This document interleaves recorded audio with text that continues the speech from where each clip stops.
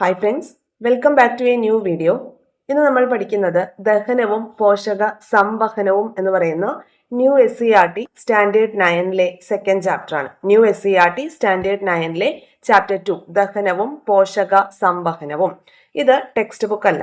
A+ blog എന്ന് പറഞ്ഞിട്ട് നിങ്ങൾ ഗൂഗിളിൽ സെർച്ച് ചെയ്താൽ അവിടെ നമുക്ക് അവരുടെ A+ ബ്ലോഗിൽ ടീച്ചേഴ്സ് അപ്ലോഡ് ചെയ്യുന്ന ഏറ്റവും സിംപ്ലിഫൈഡ് ആയിട്ടുള്ള നോട്ട്സ് നമുക്ക് കിട്ടും. ഓക്കെ, കുട്ടികൾക്ക് പഠനം കുറച്ചും കൂടി ലഘൂകരിക്കാൻ വേണ്ടിയിട്ട് ടീച്ചേഴ്സ് അപ്ലോഡ് ചെയ്യുന്ന സ്ലൈഡുകളാണ് അല്ലെങ്കിൽ PDF-കളാണ് ആ ഒരു ബ്ലോഗിലുള്ളത്. അപ്പോൾ നിങ്ങൾക്ക് അത് സെർച്ച് ചെയ്തിട്ട് നമുക്ക് നല്ല ഈസി ആയിട്ടൊന്ന് റിവിഷൻ ചെയ്യാനൊക്കെ വളരെ യൂസ്ഫുൾ ആണ് ആ ഒരു ബ്ലോഗ്. അപ്പോൾ നിങ്ങൾക്ക് അതൊന്ന് നോക്കാം കേട്ടോ, A+ ബ്ലോഗ്. അപ്പോൾ അതിൽ നിന്ന് ഡൗൺലോഡ് ചെയ്തിട്ടുള്ള ഒരു സ്ലൈഡുകളാണിത്. ഏകദേശം 102ഓളം സ്ലൈഡുകളാണ് ഇതിൽ ഇൻക്ലൂഡ് ആയിരിക്കുന്നത്. അപ്പോൾ ഈ ഒരു ചാപ്റ്റർ എന്ന് പറയുമ്പോൾ ന്യൂ SCERT-ലെ ലെസൺ ആണ്. ദഹന വ്യവസ്ഥയിൽ നമ്മളിപ്പോൾ 2-3 ദിവസമായിട്ട് ദഹന വ്യവസ്ഥ ഓടിച്ചിട്ട് പഠിച്ചുകൊണ്ടിരിക്കുകയാണ്. SCERT ലെസൺസ് പഠിച്ചുകൊണ്ടിരിക്കുകയാണ്. അതായത് 7th സ്റ്റാൻഡേർഡ് അന്നപദത്തിലൂടെ, 9th സ്റ്റാൻഡേർഡ് ഓൾഡ് SCERT-ൽ ആഹാരം അന്നപദത്തിൽ, പിന്നെ 9th സ്റ്റാൻഡേർഡ് 3rd ലെസൺ ലഘുപോഷകങ്ങൾ കോശങ്ങളിലേക്ക്, പിന്നെ മനുഷ്യ ശരീരം ഒരു വിസ്മയം, ദഹനവും ശ്വസനവും. ഈ 4 ചാപ്റ്റേഴ്സിൽ നമ്മൾ പഠിച്ചിട്ടുള്ള കാര്യങ്ങൾ ഈ ഒരു ചാപ്റ്ററിൽ പറയുന്നുണ്ട്. മനസ്സിലായോ?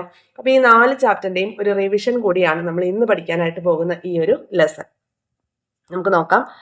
ഈ ഒരു സ്ലൈഡ് പ്രിപ്പയർ ചെയ്ത വളരെ ഒരുപാട് പെട്ടെന്ന് നമുക്ക് ക്യാച്ച് ചെയ്യാൻ പാകത്തിനുള്ള പിക്ചേഴ്സും കുട്ടികൾക്കാണല്ലോ, അപ്പോൾ അവരെ ഉദ്ദേശിച്ച് ഒരുപാട് പിക്ചേഴ്സും നല്ല ഏറ്റവും സിംപ്ലിഫൈഡ് ആയിട്ടുള്ള നോട്ടാണ് ഈ ഒരു സാർ പ്രിപ്പയർ ചെയ്തിരിക്കുന്നത്. സാറിന്റെ പേര് ജോയ് ഫ്രെഡി എന്നാണ് കേട്ടോ. അപ്പോൾ നിങ്ങൾ ഇതൊന്ന് നോക്കുക. അതല്ലാന്നുണ്ടെങ്കിൽ ഈ ഒരു സ്ലൈഡുകൾ നമ്മുടെ ടെലഗ്രാം ചാനലിലേക്ക് കൂടി അപ്ലോഡ് ചെയ്യാം. ഓക്കെ, അപ്പോൾ ആദ്യം തന്നെ നമുക്ക് ഈ സാറിന് ഒരു താങ്ക്സ് പറഞ്ഞുകൊണ്ട് ക്ലാസ് ആരംഭിക്കാം. ജോയ് ഫ്രെഡി എന്നാണ് സാറിന്റെ പേര്. ഓക്കെ, നമുക്ക് നോക്കാം. അപ്പൊ ഇതില് സ്കൂൾ ഉച്ചഭക്ഷണ പദ്ധതിയുമായി ബന്ധപ്പെട്ട് നൽകിയ ചിത്രം ശ്രദ്ധിച്ചല്ലോ. നിങ്ങളുടെ ആരോഗ്യം ഉറപ്പുവരുത്തുന്നതിന് പോഷക സമൃദ്ധമായിട്ടുള്ള ഭക്ഷണമാണ് എന്ന് പറഞ്ഞിട്ടുണ്ട്. അപ്പൊ ഉച്ചഭക്ഷണത്തിൽ എന്തൊക്കെ വിഭവങ്ങളാണ് ഉൾപ്പെടുത്തുന്നതെന്ന് ലിസ്റ്റ് ചെയ്യാനാണ് കുട്ടികളോട് പറഞ്ഞിരിക്കുന്നത്. എന്നിട്ട് ഇങ്ങനെ ഒരു ഇൻകംപ്ലീറ്റ് ആയിട്ടുള്ള ലിസ്റ്റാണ് നമുക്ക് ടെക്സ്റ്റ് ബുക്കിൽ തന്നിട്ടുള്ളത്. ഓക്കെ, അപ്പോൾ അത് കംപ്ലീറ്റ് ചെയ്തിട്ടുള്ള ഒരു ഭാഗം അവിടെ കൊടുത്തിട്ടുണ്ട്. നോക്കാം. ഭക്ഷ്യ വസ്തുക്കൾ, അതായത് അരി ആഹാരങ്ങള്, പഴങ്ങള്, പച്ചക്കറികളൊക്കെ നമ്മൾ കഴിക്കുമ്പോൾ അതിൽ നിന്ന് കാർബോഹൈഡ്രേറ്റ് ആണ് നമുക്ക് ലഭിക്കുന്നത്. എന്താണ് കാർബോഹൈഡ്രേറ്റിന്റെ ധർമ്മം? കാർബോഹൈഡ്രേറ്റിന്റെ ധർമ്മം എന്ന് പറയുമ്പോൾ ശരീരത്തിന്റെ പ്രാഥമിക ഊർജ സ്രോതസ്സാണ്. ശരീരത്തിന്റെ പ്രാഥമിക ഊർജ സ്രോതസ്സാണ് കാർബോഹൈഡ്രേറ്റ്. ഊർജം പ്രദാനം ചെയ്യുക എന്നുള്ളതാണ് കാർബോഹൈഡ്രേറ്റിന്റെ ഡ്യൂട്ടി. ഇനി അടുത്തത് മാംസം, മത്സ്യം, മുട്ട, പാലുൽപ്പന്നങ്ങൾ, പയറുവർഗ്ഗങ്ങൾ, പരിപ്പ്. ഇതിൽ നിന്നൊക്കെ എന്ത് കിട്ടും? നമ്മുടെ ശരീരത്തിന് പ്രോട്ടീൻ ആണ് ലഭിക്കുക. പ്രോട്ടീൻ എന്തിനു വേണ്ടിയിട്ടാണ്? പേശികൾ, എൻസൈമുകൾ, ഹോർമോണുകൾ എന്നിവയ്ക്കുള്ള അടിസ്ഥാനപരമായിട്ടുള്ള ഘടകങ്ങളാണ് പ്രോട്ടീൻ എന്ന് പറയുന്നത്. അതുപോലെ രോഗപ്രതിരോധ പ്രവർത്തനത്തെ പിന്തുണയ്ക്കുന്നതും ആരാണ്? പ്രോട്ടീൻ ആണ്. കലകളുടെ നിർമ്മാണത്തിനൊക്കെ ഹെൽപ്പ് ചെയ്യുന്നത് ആരാണ്? പ്രോട്ടീൻ ആണ്. അടുത്തത് എണ്ണകൾ, വിത്തുകൾ, കൊഴുപ്പുള്ള മത്സ്യം. അതിൽ നിന്ന് നമുക്ക് ഫാറ്റ് കിട്ടും. നമ്മുടെ ശരീരത്തിലേക്ക് ഫാറ്റ് അബ്സോർബ് ചെയ്യപ്പെടും അല്ലെ. അപ്പൊ ഫാറ്റ് എന്തിനു വേണ്ടിയിട്ടാണ്?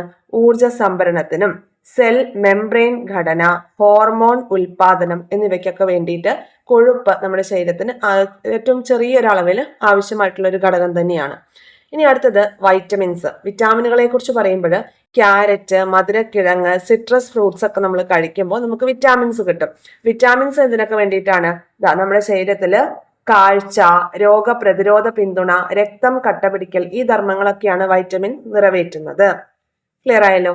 അടുത്തത് പാലുൽപ്പന്നങ്ങളും ഇലക്കറികളും. പാലുൽപ്പന്നങ്ങൾ, ഇലക്കറികൾ എന്നിവയിൽ നിന്ന് നമ്മുടെ ശരീരത്തിന് ആവശ്യമായിട്ടുള്ള ധാതുക്കൾ നമുക്ക് ലഭിക്കും. എല്ലുകളുടെ ആരോഗ്യത്തിനും നാഡികളുടെ പ്രവർത്തനത്തിനും ഒക്കെ ധാതുക്കൾ അത്യന്താപേക്ഷിതമാണ്. ഇനി ഫ്രൂട്ട്സ്, തണ്ണിമത്തൻ, അതുപോലെ വെള്ളരിക്ക, ജലം. കൂടുതൽ ജല കണ്ടന്റ് ഉള്ള ഫുഡ് ഐറ്റംസ് ആണ് കൊടുത്തിരിക്കുന്നത് അല്ലെ. അപ്പൊ ജലം എന്തിനു വേണ്ടിയിട്ടാണ്? ശരീരത്തിന്റെ താപനില നിയന്ത്രിക്കാൻ, കൂടാതെ പോഷകങ്ങളുടെ സംവഹനത്തിന് വേണ്ടിയിട്ട്, പിന്നെ മാലിന്യത്തിന്റെ നീക്കം സുഗമമാക്കുന്നു. ഈ കാര്യങ്ങൾക്കൊക്കെ വേണ്ടിയിട്ട് നമ്മുടെ ശരീരത്തിന് ആവശ്യമായിട്ടുള്ള അളവിൽ ജലം വേണം അല്ലെ. അപ്പൊ നമ്മൾ ചുരുങ്ങിയത് ഒരു ദിവസം 3 ലിറ്റർ വെള്ളം കുടിക്കണം എന്നൊക്കെ നമ്മൾ കഴിഞ്ഞ ക്ലാസ്സിൽ പറഞ്ഞിട്ടുണ്ടായിരുന്നു. അപ്പോൾ എന്തൊക്കെയാണ്? കാർബോഹൈഡ്രേറ്റ്, പ്രോട്ടീൻ, കൊഴുപ്പ്, വിറ്റാമിനുകൾ, ധാതുക്കൾ, ജലം എന്നിവയൊക്കെ നമ്മുടെ ശരീരത്തിന് ഏത് രീതിയിലാണ് ആവശ്യം, ഏതൊക്കെ ആഹാര സ്രോതസ്സിൽ നിന്നാണ് നമുക്കത് ലഭിക്കുന്നത് എന്നാണ് ഈ ഒരു ചാർട്ടിൽ പറയുന്നത്. അപ്പൊ ഒന്നുകൂടെ നോക്കാം. അരി ആഹാരങ്ങൾ, പഴങ്ങൾ, പച്ചക്കറികളൊക്കെ നമുക്ക് അതിൽ നിന്നൊക്കെ കാർബോഹൈഡ്രേറ്റ് ലഭിക്കും. ശരീരത്തിലെ പ്രാഥമിക ഊർജ്ജ സ്രോതസ്സാണ് കാർബോഹൈഡ്രേറ്റ്. അതുപോലെ മാംസം, മത്സ്യം, മുട്ട, പാലുൽപ്പന്നങ്ങൾ, പയർവർഗ്ഗങ്ങൾ, പരിപ്പ്, പ്രോട്ടീൻ ആണ് ഇതിൽ നിന്ന് ലഭിക്കുന്നത്. പേശികൾ, എൻസൈമുകൾ, ഹോർമോണുകൾ എന്നിവയ്ക്കുള്ള അടിസ്ഥാന ഘടകങ്ങളാണ് പ്രോട്ടീൻ. രോഗപ്രതിരോധ പ്രവർത്തനത്തെ പിന്തുണയ്ക്കുന്നു. കൂടാതെ കൊഴുപ്പ് എന്ന് പറയുമ്പോൾ ചെറിയൊരു അളവിലാണ് നമുക്ക് കൊഴുപ്പ് ആവശ്യമായിട്ട് വരുന്നത്. അപ്പോൾ കൊഴുപ്പ് ഊർജ്ജ സംഭരണത്തിനും സെൽ മെംബ്രെയിൻ ഘടനയ്ക്കും ഹോർമോൺ ഉൽപാദനത്തിനൊക്കെ കൊഴുപ്പ് ചെറിയ അളവിൽ ആവശ്യമായിട്ടുണ്ട്. എണ്ണകൾ, വിത്തുകൾ, കൊഴുപ്പുള്ള മത്സ്യം, അവക്കാഡോ എന്നിവയിൽ നിന്നൊക്കെ നമുക്ക് കൊഴുപ്പ്, ശരീരത്തിന് ആവശ്യമായ കൊഴുപ്പ് ലഭിക്കുന്നുണ്ട്. പിന്നെ ക്യാരറ്റ്, മധുരക്കിഴങ്ങ്, സിട്രസ് ഫ്രൂട്ട്സ് ഒക്കെ ആണെങ്കിൽ വൈറ്റമിൻസ് ആണ് ലഭിക്കുന്നത്. കാഴ്ച, രോഗപ്രതിരോധ പിന്തുണ, രക്തം കട്ട പിടിക്കാനൊക്കെ നമുക്ക് വിറ്റാമിൻസ് ആവശ്യമാണ്. രക്തം കട്ട പിടിക്കാൻ സഹായിക്കുന്ന വൈറ്റമിൻ ഏതാണ്? K4 കട്ട. നമ്മൾ പഠിച്ചു ഓർക്കണ്ടോ? വൈറ്റമിൻ K ആണ് എന്തിന്? രക്തം കട്ട പിടിക്കാനായിട്ട് ഹെൽപ്പ് ചെയ്യുന്ന വൈറ്റമിൻ എന്ന് പറയുന്നത്. ഇനി ധാതുക്കൾ എന്ന് പറയുമ്പം പാലുൽപ്പന്നങ്ങൾ, ഇലക്കറികളിൽ നിന്നൊക്കെ നമ്മുടെ ശരീരത്തിന് ലഭിക്കുന്ന ധാതുക്കൾ എല്ലുകളുടെ ആരോഗ്യത്തിനും നാഡികളുടെ പ്രവർത്തനത്തിനും ഒക്കെ അത്യന്താപേക്ഷിതമായിട്ടുള്ള ഒരു ഘടകമാണ്. കൂടാതെ ജലം കൂടുതലുള്ള തണ്ണിമത്തൻ, വെള്ളരിക്ക അതൊക്കെ നമ്മൾ ഭക്ഷണത്തിൽ ഉൾപ്പെടുത്തണം. എന്തിനു വേണ്ടിയിട്ടാ? നമ്മുടെ ശരീരത്തിന് ആവശ്യമായിട്ടുള്ള ജലത്തിന്റെ അളവ് നിലനിർത്തണം അല്ലേ? ഇപ്പൊ ശരീരത്തിൽ ഏറ്റവും കൂടുതലുള്ളത് ജലത്തിന്റെ അളവാണ് അല്ലേ? അപ്പൊ ആ ഒരു ജലത്തിന്റെ അളവ് അതുപോലെ നിലനിർത്തണം. എന്നാൽ മാത്രമാണ് ശരീരത്തിന്റെ താപനില നിയന്ത്രിക്കാനും അതുപോലെ പോഷകങ്ങളുടെ സംവഹനം, രക്തത്തിലൊക്കെ ഏറ്റവും കൂടുതലുള്ളത് ഏതാണ്? ജലമാണ്. അപ്പം പോഷകങ്ങളുടെ സംവഹനം നടക്കുന്നത് രക്തത്തിലൂടെയാണ് അല്ലെ? അപ്പോൾ പോഷകങ്ങളുടെ സംവഹനത്തിനും മാലിന്യം നീക്കം സുഗമമാക്കാനുമെല്ലാം ജലത്തിന്റെ ആവശ്യം വളരെയധികമാണ്. നമുക്കറിയാവുന്ന കാര്യങ്ങളാണ്. ഇനി ലോകത്തിന്റെ വിവിധ ഭാഗങ്ങളിലുള്ളവരുടെ ഭക്ഷണ രീതികൾ വ്യത്യസ്തമാണ്. എങ്കിലും ആരോഗ്യത്തിന് ഭക്ഷണത്തിൽ നാരുകള്, ജലം എന്നിവയ്ക്കൊക്കെ പുറമെ കാർബോഹൈഡ്രേറ്റ്, പ്രോട്ടീൻ, കൊഴുപ്പ്, ധാതുക്കൾ, വിറ്റാമിനുകൾ എന്നീ പോഷക ഘടകങ്ങളൊക്കെ നിർബന്ധമായിട്ടും അടങ്ങിയിരിക്കണം. നമ്മുടെ ഫുഡ് സ്റ്റൈൽ ഓരോ രാജ്യത്തും ഡിഫറെന്റ് ആണ്. എങ്കിലും നമ്മളുടെ ആരോഗ്യത്തിന് ആവശ്യമായിട്ടുള്ള ഈ പറഞ്ഞ ഘടകങ്ങളെല്ലാം എന്താണ് നമ്മൾ കഴിക്കുന്ന ഭക്ഷണത്തിൽ അടങ്ങിയിരിക്കണമെന്ന് നമ്മൾ ഉറപ്പുവരുത്തണം. എല്ലാ പോഷക ഘടകങ്ങളും ശരിയായ അനുപാതത്തിൽ ലഭിക്കുന്ന ഭക്ഷണമാണ് സമീകൃത ആഹാരം അല്ലെങ്കിൽ ബാലൻസ്ഡ് ഡയറ്റ്. എന്താണ് ബാലൻസ്ഡ് ഡയറ്റ്? എല്ലാ പോഷക ഘടകങ്ങളും ശരിയായ അനുപാതത്തിൽ ലഭിക്കുന്ന ഭക്ഷണത്തിനെയാണ് സമീകൃത ആഹാരം അല്ലെങ്കിൽ ബാലൻസ്ഡ് ഡയറ്റ് എന്ന് പറയുന്നത്. ഇനി നമ്മൾ പരിചയപ്പെടാൻ പോകുന്ന ഒരു വാക്കാണ് ഫുഡ് പ്ലേറ്റ്. എന്താണ് ഫുഡ് പ്ലേറ്റ്? ഫുഡ് പ്ലേറ്റ് എന്ന് പറയുമ്പോൾ നമ്മളൊന്ന് അറിഞ്ഞിരിക്കണം എന്താണെന്നുള്ളത്. അതായത് വളർച്ചാഘട്ടത്തിലുള്ളവര് സമീകൃത ആഹാരം കഴിക്കേണ്ടത് അനിവാര്യമാണ്. പച്ചക്കറികൾ, പഴങ്ങൾ, ധാന്യങ്ങൾ, പാലുൽപ്പന്നങ്ങളും പയറുവർഗ്ഗങ്ങൾ, മാംസം എന്നിവയാണ് ഭക്ഷണത്തിൽ നമ്മൾ ഉൾപ്പെടുത്തേണ്ടത്. പഴങ്ങളിലും പച്ചക്കറികളിലും ധാരാളം വിറ്റാമിനുകൾ, ധാതുക്കൾ, മറ്റു പോഷക ഘടകങ്ങൾ, നാരുകൾ എന്നിവയൊക്കെ അടങ്ങിയിരിക്കുന്നു. ആരോഗ്യകരമായ ജീവിതത്തിന് ഫുഡ് പ്ലേറ്റ് എന്ന സങ്കല്പം സഹായകമാണ്. എന്താണ് ഫുഡ് പ്ലേറ്റ്? ഒരു പ്ലേറ്റിന്റെ പകുതി ഭാഗം പഴങ്ങളും പച്ചക്കറികളും, 1/4 ഭാഗം ധാന്യങ്ങളും, 1/4 ഭാഗം പ്രോട്ടീനും അടങ്ങിയ ഭക്ഷണം, കൂടാതെ 1 ഗ്ലാസ് പാലോ പാലുൽപ്പന്നങ്ങളോ അടങ്ങിയതാണ് ഫുഡ് പ്ലേറ്റ്. കണ്ടോ? ഫുഡ് പ്ലേറ്റ് എന്താണ്? അതായത് സമീകൃത ആഹാരം നമ്മുടെ ബോഡിക്ക് ആവശ്യമാണ്. അപ്പോൾ സമീകൃത ആഹാരം എന്ന് പറയുമ്പോൾ ഫുഡ് പ്ലേറ്റ് എന്ന സങ്കല്പമാണ്. ഒരു പ്ലേറ്റിന്റെ പകുതി ഭാഗം പഴങ്ങളും പച്ചക്കറികളും, 1/4 ഭാഗം മാത്രം ധാന്യങ്ങൾ, ബാക്കിയുള്ള 1/4 ഭാഗം പ്രോട്ടീൻ അടങ്ങിയ ഭക്ഷണം. ഓക്കെ. പിന്നെ അത് കൂടാതെ 1 ഗ്ലാസ് പാലോ അല്ലെങ്കിൽ പാലുൽപ്പന്നങ്ങളോ കൂടി ഇൻക്ലൂഡഡ് ആകുമ്പോഴാണ് ഒരു ഫുഡ് പ്ലേറ്റ്. കണ്ടല്ലോ? ഒരു പ്ലേറ്റിന്റെ പകുതി ഭാഗം എന്താണ്? പഴങ്ങളും പച്ചക്കറികളും. പിന്നെയുള്ള 1/4 ഭാഗം എന്ന് പറയുമ്പോൾ പ്രോട്ടീൻ ഇൻക്ലൂഡഡ് ആയിട്ടുള്ള കാര്യങ്ങൾ, പ്രോട്ടീൻ ഇൻക്ലൂഡഡ് ആയിട്ടുള്ള ഫുഡാണ് ഉൾപ്പെടുത്തേണ്ടത്. പിന്നെ വരുന്ന 1/4 ഭാഗം ധാന്യങ്ങളാണ് ഉൾപ്പെടുത്തേണ്ടത്. കേട്ടല്ലോ? പിന്നെ ഇത് കൂടാതെ പാലുൽപ്പന്നങ്ങളോ അല്ലെങ്കിൽ 1 ഗ്ലാസ് പാലോ ഉൾപ്പെടുമ്പോൾ ഇതെന്തായി? ഒരു ഫുഡ് പ്ലേറ്റ് ആയി. ഓക്കെ. അപ്പോൾ സമീകൃത ആഹാരം എന്ന് പറയുന്ന ആ ഒരു ടോപ്പിക്കുമായിട്ട് അല്ലെങ്കിൽ ആ ഒരു ടേമുമായി ബന്ധപ്പെട്ടാണ് നമ്മൾ ഈ ഫുഡ് പ്ലേറ്റ് എന്ന സങ്കല്പം ഓർത്തു വെക്കേണ്ടത്. ഇനി ജങ്ക് ഫുഡിനെ കുറിച്ചാണ് നോക്കുന്നത്. ജങ്ക് ഫുഡിന്റെ ഉപയോഗം ഇന്ന് കുട്ടികളിൽ കൂടി വരുന്നുണ്ട്. ഇത്തരം ഭക്ഷണങ്ങളിൽ കലോറി കൂടുതലും പോഷകമൂല്യം കുറവുമാണ്. ഇത് പോഷകക്കുറവിന് കാരണമാകുകയും മറ്റ് ആരോഗ്യ പ്രശ്നങ്ങൾ ഉണ്ടാക്കുകയും ചെയ്യുന്നു. പ്രഭാത ഭക്ഷണം കഴിക്കാതിരിക്കുന്നത് കുട്ടികളിൽ സർവ്വസാധാരണമായിട്ടുള്ള ഒരു കാര്യമാണ്. അത് കാരണം സ്കൂളിൽ പോകുന്ന കുട്ടികളിലെല്ലാം ക്ഷീണം, ഉറക്കം തൂങ്ങല്, പഠനത്തിൽ ശ്രദ്ധയില്ലായ്മ, മറവി അങ്ങനെയുള്ള പല പ്രശ്നങ്ങളും ഉണ്ടാക്കുന്നുണ്ട്. അതുകൊണ്ട് തന്നെ ശരിയായ ഭക്ഷണ രീതി കുട്ടികൾ ശീലമാക്കേണ്ടതുണ്ട്. ജീവികൾ പോഷകങ്ങൾക്കായി ബാഹ്യ പരിസ്ഥിതിയിൽ നിന്ന് ആഹാരം സ്വീകരിക്കുകയും പ്രയോജനപ്പെടുത്തുകയും ചെയ്യുന്ന പ്രക്രിയയാണ് പോഷണം എന്ന് പറയുന്നത്. പോഷണത്തിലെ ഘട്ടങ്ങൾ ഏതൊക്കെ? ഈ ഒരു ഓർഡറിൽ നമ്മൾ പഠിച്ചു വെക്കണം. കഴിഞ്ഞ ക്ലാസ്സിൽ നമ്മൾ പറഞ്ഞതാണ്, ചോദിച്ചിട്ടുള്ളതാണ്. ആഹാര സ്വീകരണം, ദഹനം, ആഗിരണം, സ്വാംശീകരണം, പിന്നെന്താണ് വിസർജനം അല്ലെങ്കിൽ ദഹനാവശിഷ്ടങ്ങളുടെ പുറന്തള്ളൽ. നോക്കുക, ആഹാര സ്വീകരണം, ദഹനം, ആഗിരണം, സ്വാംശീകരണം, വിസർജനം. ഈ ഒരു ഓർഡർ നമ്മൾ പഠിച്ചു വെക്കണം. ഇത് മുൻപ് ചോദിച്ചിട്ടുണ്ട്. ഓക്കെ, ഇനിയും ചോദിച്ചേക്കാം. ഓർഡേഴ്സ് ഇങ്ങനെ മാറ്റി തന്നിട്ട് ചോദിക്കാം. ഒന്നുകൂടെ നോക്കാം. ആഹാര സ്വീകരണം, ദഹനം, ആഗിരണം, സ്വാംശീകരണം, വിസർജനം എന്നുള്ളതാണ് ഈ ഒരു പോഷണത്തിന്റെ വിവിധ ഘട്ടങ്ങൾ എന്ന് പറയുന്നത്. ഓക്കെ, ഇനി ലഘുഘടനയുള്ള ജീവികളിൽ നിന്ന് സങ്കീർണ ഘടനയുള്ള ജീവികളിലേക്ക് പോകും തോറും പോഷണ പ്രക്രിയയും എന്ത് ചെയ്യുന്നു? സങ്കീർണമാകുന്നു. ഏകകോശ ജീവിയായിട്ടുള്ള അമീബയിലും ബഹുകോശ ജീവിയായ ഹൈഡ്രയിലെയും പോഷകക്രിയകളാണ് നമുക്കിവിടെ ചിത്രത്തിൽ തന്നിട്ടുള്ളത്. പോഷക പ്രക്രിയകൾ എങ്ങനെയൊക്കെയാണ്, അതിലുള്ള ഡിഫറൻസ് എന്താണ്? അപ്പൊ ആദ്യം നമുക്ക് അമീബയുടെ നോക്കാം. ഓക്കെ, അമീബയുടെയും ഹൈഡ്രയുടെയും പോഷണം. ആദ്യം അമീബ ആഹാര വസ്തുവിന്റെ അടുത്ത് നിൽക്കാണ്. ഇവിടെ കണ്ടോ, ആദ്യത്തെ ചിത്രത്തിൽ അമീബ ആഹാര വസ്തുവിനടുത്ത്. പിന്നെ കപടപാദങ്ങൾ ഉപയോഗിച്ച് ആഹാരത്തെ കോശത്തിനുള്ളിലേക്കാക്കുന്നു. കണ്ടല്ലോ. ഇനി എന്താ ചെയ്തത്? ആഹാരം ഫുഡ് വാക്യൂളിനുള്ളിലേക്ക് എത്തി. എന്നിട്ട് അവിടെ ഫോം ചെയ്യുന്ന എൻസൈംസ് എന്ത് ചെയ്തു? ആഹാരത്തെ ദഹിപ്പിക്കുന്നു.